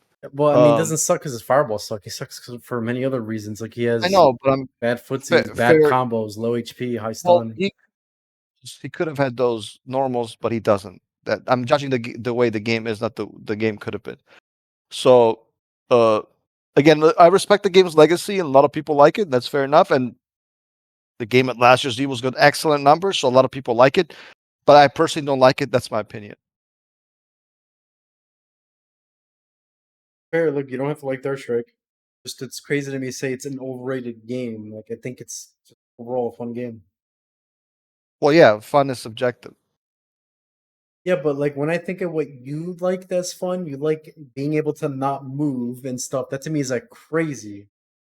How you could look at a game that's fluid as Star Strike where you can move, jump, characters have like super jumps, but then like you're ignoring that aspect, but then you're totally okay with having clunky, one-dimensional, terrible movement like MK1 does. That to me is crazy. Well, again, if you listen to what I said, and I'm sure you were, I like games that I can play my gameplay style in. That's usually involves some type of zoning. If not zoning, then some type of restricting you in the neutral, whether it's armor, I don't know, some kind of invincibility attack.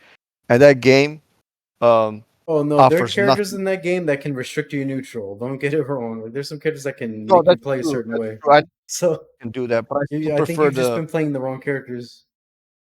No, I don't think so. I think the game is just very limiting in my gameplay style, which is, again, is fine because when Third Strike players, when they play strong like uh, Okay, so games with wait, zoning. I'm very because like your style is like doing armor stuff. So who is your character? Like, who do you play Shift 6? Who's your armor character? No, I didn't. I said armor was part of it. Uh, I played JP, Okay, so you and I play would. either to zone or to do armor, right? Okay, then who are you playing in Tekken? Where you're constantly zoning or doing armor? Well, Tekken is a different type of game. It's a 3D game. But Tekken 8 has armor, plenty of it actually, and I wish you Oh, had so more. who's your armor character in the game? Um, Victor, at some point had a half screen armor that was a hide that led into plus 17. They nerfed it. Okay, now I see why you're such a huge fan of Tekken 8. That makes sense. And then Lars doesn't really have the armor, but he has like really good like. Again, they nerfed all of this because it's a Tekken community. Nothing is allowed to be good. So wait. And They everything. nerfed it because of the Tekken community, not because this was probably terrible game design choices. I mean, they could have literally looked at NRS games to see how bad some of this stuff was. I don't know. It's Well, kind no, of because they also nerfed a lot of defensive options as well. Because the people that cry about offense, surprise, also cry about defense. What a surprise! Especially in Tekken 7 when it was stronger. Franco, do you play any Tekken 8 at all? I play King, but I didn't start really playing competitively until Tekken 8, the rise of scrub comeback mechanics, so I don't What's really have the like any what's the prior Tekken scrub knowledge, what's the scrub comeback mechanic in Tekken 8? heat and whatever the other shit's called where you glow silver or whatever. Oh, the I don't know, rage. the Rage Arts. Yeah, Rage Arts, I think it's called. I think Heat's a funny name for a mechanic too. Like when King's in Heat, like that just sounds kind of sus. That is kind of funny. It reminds me of Jax's arms from MK11, the heat mechanic. Yeah, that was cool, Yeah, it was kind of like a but passive, a new passive they added in some characters. that's a good example of a cool archetype or design. But yeah, that's who I use in Tekken 8 is King. He had this like his rage art is like this sledgehammer fist slam, and then he does a kick, and then he forces you to guess between like a grab, like an elbow, I think, or Look, as much some hate as crap. MK11 gets, I think it had some cool designs for a few characters. Like I thought the heat mechanic with Jax was cool. It sounds like I'm talking about Tekken now. I thought Gears was kind of cool in MK11. Yeah, I like Garrus. Like the step back move was cool. I like the Like sand abilities, runaway the game one, aside, like the sand trap that would kind of restrict your movement. I thought that was kind of cool. You don't usually see stuff like that in fighting games. Yeah, dude. Remember when he could take time off the clock or add time to the Oh yeah, I clock with his forgot gear about. Wait, moves? wasn't that move banned? Because I Yeah. yeah, okay, yeah, that was crazy. See, Yeah, that it was stuff banned. was kind of interesting. It was crazy to see that used in a match, and someone would find some Yeah, easy way to use it. yeah. I really wish we got to see it unbanned. I even thought Fujin was Just cool, for even though everybody rolled their eyes at him and thought he was like the dumbest character ever. But I thought his design, in a way, and just kind of did do a good job with him, making him look flashy. Yeah, I thought he was really flashy too. It's just relative to the game and the roster, he was super broken. But those are like that's like the power level I want to see in the future games. Is Yeah, and I want like Fujin level. I personally like Aaron's rifle mechanic in that game. How you could reload, you have to reload every bullet manually, and then use it in ways. I thought that was way better than Marksman in MKX. Marksman was so generic. Yeah, that was interesting. He could go prone and shoot like 3 shots or whatever. I think, Yeah, and you could and he had walk like a with pretty it. low You could hit. use it to like launch people. It was pretty creative. I think they did a good job with that. Okay, guys. Well, let's wrap it up here. This was episode 38. Any closing statements you guys want to make? Frank, we'll start with you. Um, bring back Garrus and MK13, and yeah, check out the Nexus podcast and all the other episodes that Rio's got on his channel for his podcast. Yeah, I'm sure they'll bring Gears back on. So I think he's one of the better design. That's one of the best things to come out of MK11 is a cool character like Gear. It's kind of. I hope he becomes a staple of MK. Dave, Yeah, I what hope so about you? too. I don't know how they're gonna top his MK12 design though, if they do bring him back and it's not Legacy. I agree. Gears is a great design in MK1. I think one of the NRS's best ones. My favorite moment tonight was Tom saying he doesn't care about balance, and then 10 minutes later he's talking about slot moves and how that interferes with balance. Tom in a nutshell. And my other favorite moment was Rio saying that he wants stuff from Third Strike in the next MK game. I That's all mean, I have to floss say. block is basically that. It's like a parry mechanic. It's kind of what it is. Like it's already been put in MK. Like it's not like I'm saying, hey guys, you should think of this new idea. What if you press a button, you could parry your opponent's attack? Like they already did that. I'm just saying a way that they can make it better.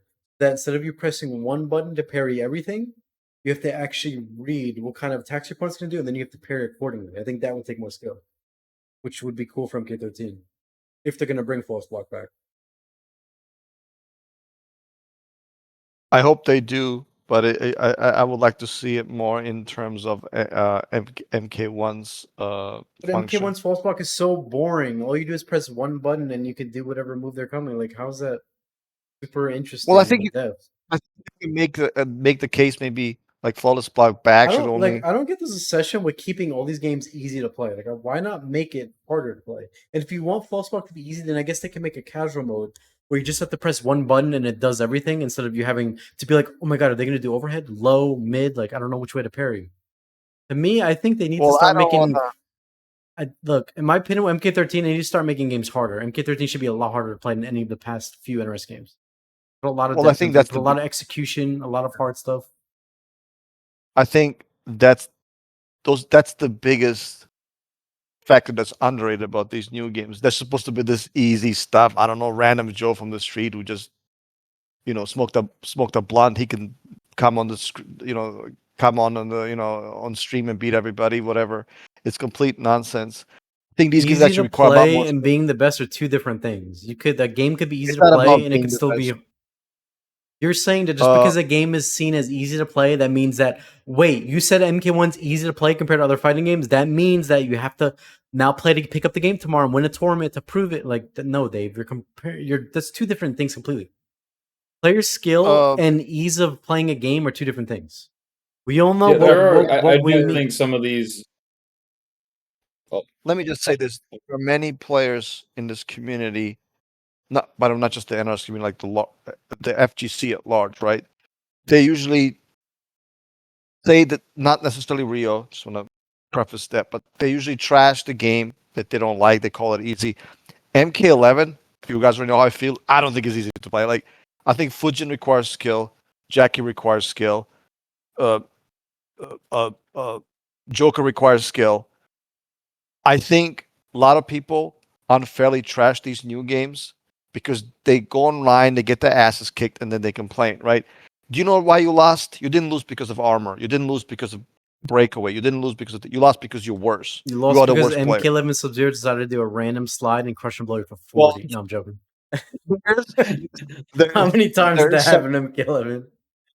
no, a lot. There is some of that for sure. But guess what? Any game at any point had easy to use Right, stuff. but So I think anyway, you're going off the point. What I'm not saying, hey guys, MK12 is easy, no one should play it. I hope MK13's out. What I'm saying that's is, not my for MK13, if they're gonna bring flawless block back, please make it more involving, harder to do than pressing one button. That to me is like crazy. It should not be one button. I'm okay with flawless as existing as long as we don't get the reversal attacks. I think we should have armor But the instead. reversal attacks added a layer to it. And also, how is the reversal attack scrubby when literally you can flawless block some I didn't attacks say it and they was instantly scrubby. become unsafe for using a resource? Like, how is I that didn't say better? I didn't say it was scrubby. But you're saying you I don't like thought the you were the aspect guy. of doing that, but Dave. I don't like parry mechanics like universal mechanics that most fighting is. That's why I don't like third strike. I think parries are best when they're universal to a character. Like I'm sorry, when they're um attached to one Individual. Well, I character. mean, look, Yeah, you play Street Fighter 6, that game has universal parry. You play I Tekken, don't. that game has universal low parries. Look, the point is, if they decide to bring back flawless block, which I don't think flawless block is bad. I think with the right tuning, it should be a staple. Just make it harder to do. When you see someone flawless block, it should be like, oh shit, that was hype. Not, oh, he just pressed block button when his opponent either did an overhead lower, mid, or whatever on the right time. It shouldn't be like that. I think it should be a little bit harder than that. I think I like the clutch factors that like come with MK12's flawless block. Like you could be on last breath health, but you could still have a fighting chance to live by flawless blocking. And like uh I know you're saying it's like easier because it's just like one tap of the block button or whatever. And there is like a blocking cooldown for flawless block. Like you can't just spam it and hope to get like the flawless block property. There is like a slight cooldown on it. Uh but like one example I was really impressed with was the Australian player that qualified for Final Combat last year. His name was Chocolate. I think he was from Australia. Uh, he consistently flawless blocked and negated the chip damage of Scorpion's spear spin when he was fighting, I think, Javier. And that's not easy to do, like even offline, like with offline timing. But he was saving a lot of like he was taking a lot less chip damage because he was able to floss block the spear spin. Like he would floss block it really early in the startup of the first Yeah, couple but hits. Franco, what you're Yeah, saying right now wouldn't change if they change it to be like if it gets to hit level, because when you see a move like spear coming and the spinning whatever part he does it, you would know which way to block it. So I don't want to seem like if I'm saying, hey, do this and it gets rid of all these options you currently can do with false block, you would still have them. You would just have to, they'd be, take a little bit more skill into knowing what your opponent may do. So if someone is doing like a multi-hit spear spin, you still would be able to do it the same way because you would know obviously the hit level of the spear to block it. I mean, the false block. I mean, there's nothing wrong with that chain. The problem is you're still kind of nerfing defense. Because anything you make harder by Well, definition, you yes, make you want to know why that's kind of a nerf? Because guess what? It's also a buff though, because you would also be able to do false block attacks after it with bar, so you could do Well, yeah, I don't cool want that. stuff. I want. Well, Dave, in I my opinion, look, here's the thing. When you're gonna false block something, I'm not a fan of a move just becoming unsafe because you false blocked it. That to me is like way too easy. If you want to make something unsafe because you false blocked it, then give a character stuff they can do with meter off the false block. That is better to me than just being like, hey, I false block any of these moves that you did. Now they just become unsafe and I get a combo. I don't get how that is good, but then using a bar to do it is bad, like you're saying. I don't understand like how. I just explain to you because in general, you mentioned stream. I don't like universal parry mechanics. In general, I think that's the worst thing about Street Right, I Fighter 6. understand, but here's the thing about MK11 you're not understanding. Even though false blocking was a general mechanic, some characters had terrible false blocks. Like, for example, you're playing Setron. You think she was sitting there false block, launching people and doing this on pokes? No. You want to know why? Because her false block attack sucked.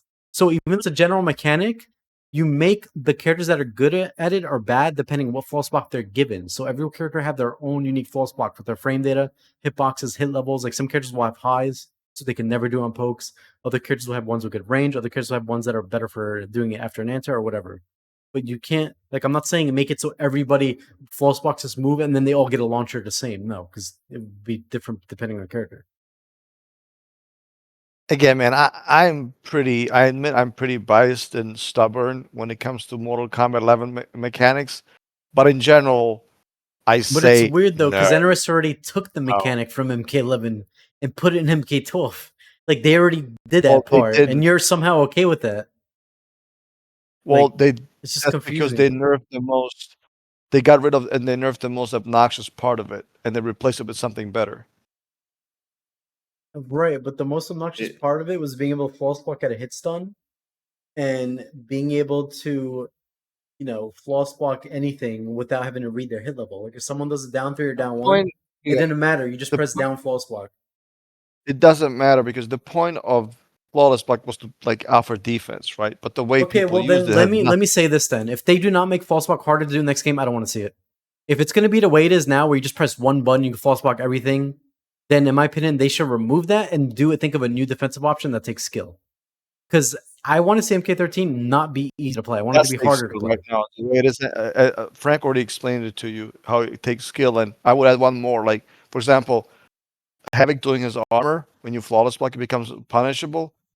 It takes a lot of skill and timing to do that, right? Like, why should it be harder? Like that you make Right, but it defense. would take skill anyway. But the things you're talking about wouldn't change if they made it so you have to get to hit level.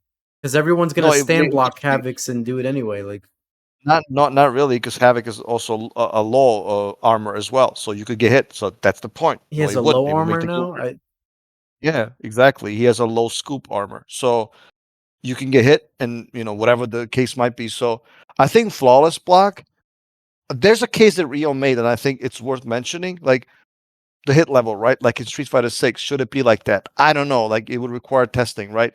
Because one thing that Should you want to know the character, why? Because defense is going to be better because the game's going to have anti-airs and movement and all this other stuff. So at the very well, least, because defense is not on par with offense, now it's time to make flawless block take skill. I'm sorry. Like yes, these one button flawless block games, MK11, MK1 have been fun. But for I MK12, for don't. I think MK13, anti-air are it's fine time in for us K12. to That's not an issue. anti-airs are That's fine in MK12. Half of the time you're doing up block to anti-air. yeah, and you get 40%. What's wrong with that? And if they jump down, they get a throw. Franco, I That's can't, bro. Like this is like almost like I feel like yeah, I Dave's know. It's torturing me, bro. frustrating. I feel like My Dave is God, yeah. trolling me. Like, but this can't be It's real. No, it's not This my can't I, be real. dude, I've had these opinions for a long time. Even when My I talked man to just Franco said privately, anti-airs are fine, bro. You can do this other move that is Franco, an did I anti-air not to say this anti-air. to you I'm about to jump privately? out this window. it's not my Like, preferred method of anti-airing. It's not mine either, but it does work. And by the way, Franco? Am I yes, trolling? Did I ever see armor anything? also works as an anti-air, but it's hell no and not my preferred method. That needs to Hold no. on a This needs to second. be Make this exchange all the time, Franco. When we talk privately, am I stating anything publicly that I haven't told you privately ever? No, he's keeping it real. I got one Exactly. foot out the Dave. window. Yeah, I know. I want you to stick around, my friend, because I've been very consistent. I know people are coming, Dave, that asshole, I can't stand him. Yes, they're my opinions. What, you want to guys listen to 3-hour podcasts where people just agree with each other? Like, is that No, what we're your not idea of a agreeing with each podcast? other, but bro, like, no. No, I'm not saying we are, It's but just like, no, Dave. I'm yeah, not saying I you have don't agree, but you're just so inconsistent. It's like weird. You're like, I don't want a yeah, I flawless just block told you, Franco launcher, just but told yet you that you're I am okay with up consistent. block doing it. But then you're like, I don't want this or that to be harder. But then you're okay with people just doing a flawless block, tapping once, and then a move becoming unsafe without you having to use any resource. Like this to me, it's just very troubling to understand. Like, what is even your Told you. stance on some parts? So my thing is like the MK11 really did ruin parries for me. Like, but I also don't trust NRS to implement new mechanics because a lot of these new mechanics we've been getting haven't been good. Like a lot of them being an MK11. Like I think flawless block in MK12 is one of the few good mechanics they brought back and kind of reimagined. I guess since it's not like entirely new. Up block being like a one that I don't like, and Because that up should block never is been literally added. flawless block up two, but with no execution required. That's literally what it is. Let's call it what it is. Flawless block up two is literally the flawless block launcher part of flawless block, but anybody off the street could do it now. For no bar either. That's what Yeah, it the is. execution barrier behind it's not that impressive. I will say Yeah, that. it's But not hype to see someone tap a block and then someone gets full comboed because they either didn't over it or jumped in. I don't know how that's now we need to cheer and hype for this. Like, no, that's such a ugly way to do it. yeah, Wait, and now you're interested in people cheering, but before you weren't because of bad mechanics. So I'm the inconsistent one. Because how can Make up people your cheer mind. for a mechanic like that when it's so easy and boring? You want us to clap and be like, "Oh shit, he just up blocked, bro." Yeah. No, nobody's gonna be saying that. Like what? I don't care. Franco, did you see that? He Again, just up blocked that jump in. Oh my god, I need to get on this game right now. Guys, execution is one of the most overrated things about fighting games of all time. Like, it's not even that relevant because a lot of players at a tournament level usually win with the easiest characters of that That's are because the available in games the are not fighting game. balanced properly. When you have games that the easy characters that don't require execution are better worth using and winning over the ones that require work, then that's a huge balance issue right there. that's not true in all games, by the way. Like I know you how much you love Smush, Dave, but Fox and Melee Yeah, is Melee did it a right. bad. He's a really good You example of a guys have balanced like top 2 tier. examples. I have like 100 examples. If you want to go down this route, let Dave, me that's know. I because mean, I some of could the talk games you another play. hour. I mean, what are you going to mention? Like Tekken 8, how whatever that coffee girl was that did one move over and over was easier to win with than like Mishima that record execution. Yes, that's called bad design, Dave. I Pulled mean, I don't think your anybody rose wants that. metal That's the nerves point. a long time ago about her. I mean, she's low tier now. But why are So you it mentioning won't work. these things when who is saying, hey guys, for MK13, I want there to be low tier execution characters and high tier easy to play? Nobody's saying that. That's awful. Obviously, we want games to make sense. Well, let me elaborate on my point because I think a lot of people in the comments, especially, will misconstrue my position. I'm not against stuff like Deadshot, Doomsday. I'm strictly, and I've spoken about this time and time after time. However, if you're like me and you're mostly like a reactionary player, in MK9 I didn't spend a lot of time practicing combos. I told Master D I'm gonna throw a projectile. Give me different variations how you're gonna jump, neutral jump, forward dash, so I can try to react. That to me is depth. That to me is to some extent execution. That's a form of It's not execution. That's literally what you said. You said execution is so overrated, but you're telling about how you practice your something as a form of execution. execution. Let's make this 2-framer and hold back when he does this attack. Like, no, unnecessary. I never Completely said make unnecessary. everything a Step just forward. frame. I never said make everything a No, just it's not about frame. being a just frame. You can The make point things is, you can make things require execution in many different ways. It doesn't have to be just change everything to just frame. That's how you do execution. No, there's many different ways to do it. well, again, I have a different perspective out of execution. I think it's mostly an overrated topic that doesn't hold true Dude, for if most you fighting think games. execution's overrated, then already I don't think you should be the one giving any opinions about how MK13 could be better. Because right off the bat, that's going to steer the game in the wrong direction. We do not need MK13 to be easier to play. We need it the opposite. Well, again, I disagree. By the way, I disagree with your interpretation of execution because you say MK12. At least you make it seem like MK12 is a scrubby game anybody can pick up and play, right? That's I your never perspective. said, hey guys, the MK, I never ever said it out of my mouth. Hey guys, MK12 is so easy, anybody can win the next tournament tomorrow. That's not what I said. That's What not I the said talking point. The was, point I don't is- like how you can do easy things like tapping up and block, and then you're rewarded for a full combo because someone happened to do an overhead or jump. I But you also don't like like people tapping a also jab and getting a 40% combo. who's tapping a jab getting 40% combo. But that was essentially MK9's And what anti-air is system. wrong with that? Exactly. Nothing. There's nothing wrong with it. You're the one saying, so okay, shouldn't you tap 2, then another just frame, and then you put up your ass, and then you get even more damage? Isn't that your talking point, essentially? Like, make up your mind. Are you for execution or not? Then make everything hard. If just game nobody fuck is going to play. If So you you make like- anti-airs, Dave, if you want to make anti-airs and execution like you're talking about right now to make them a just frame, then I think a lot of people aren't going to be doing them. Of course they won't. Do And you by know the why? way, then they're going to Because resemble like the something- current NRS games where people don't anti-air most of the time. I want Actually, that. they do. They Yes, do by actually. pressing up block And half of the time. This is the point.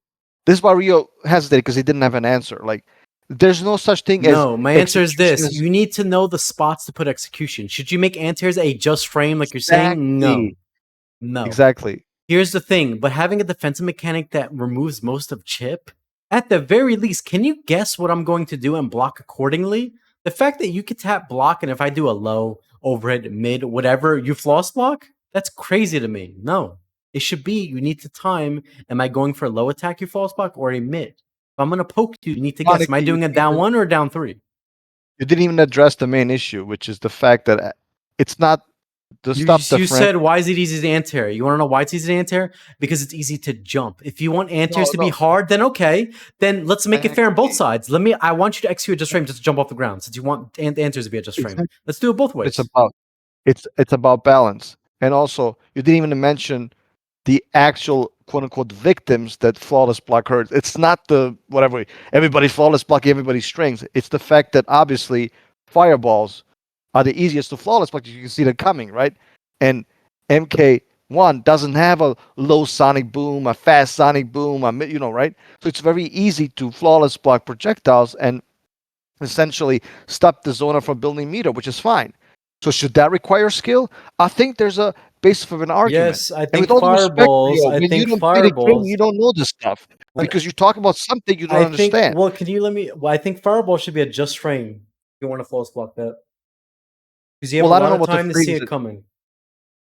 It's like 6 frames, dude. You have a 6-frame window to flawless block. It's pretty big. Well, I think if you want to have a specific argument, the question if the question is should that be harder to do, I think there's a legitimate argument. Depends how hard is it to do the fireball. What are you throwing exactly? Well, any projectile, but it doesn't matter what you're throwing because most of when you fight, I don't know, let's say Reiko, right? The stars, they're always going to hit at the same frame. Doesn't matter if he does stars or EX stars, right? Okay, There's not enough. But why would you flawless block? You could just duck it if you see it coming at you from far.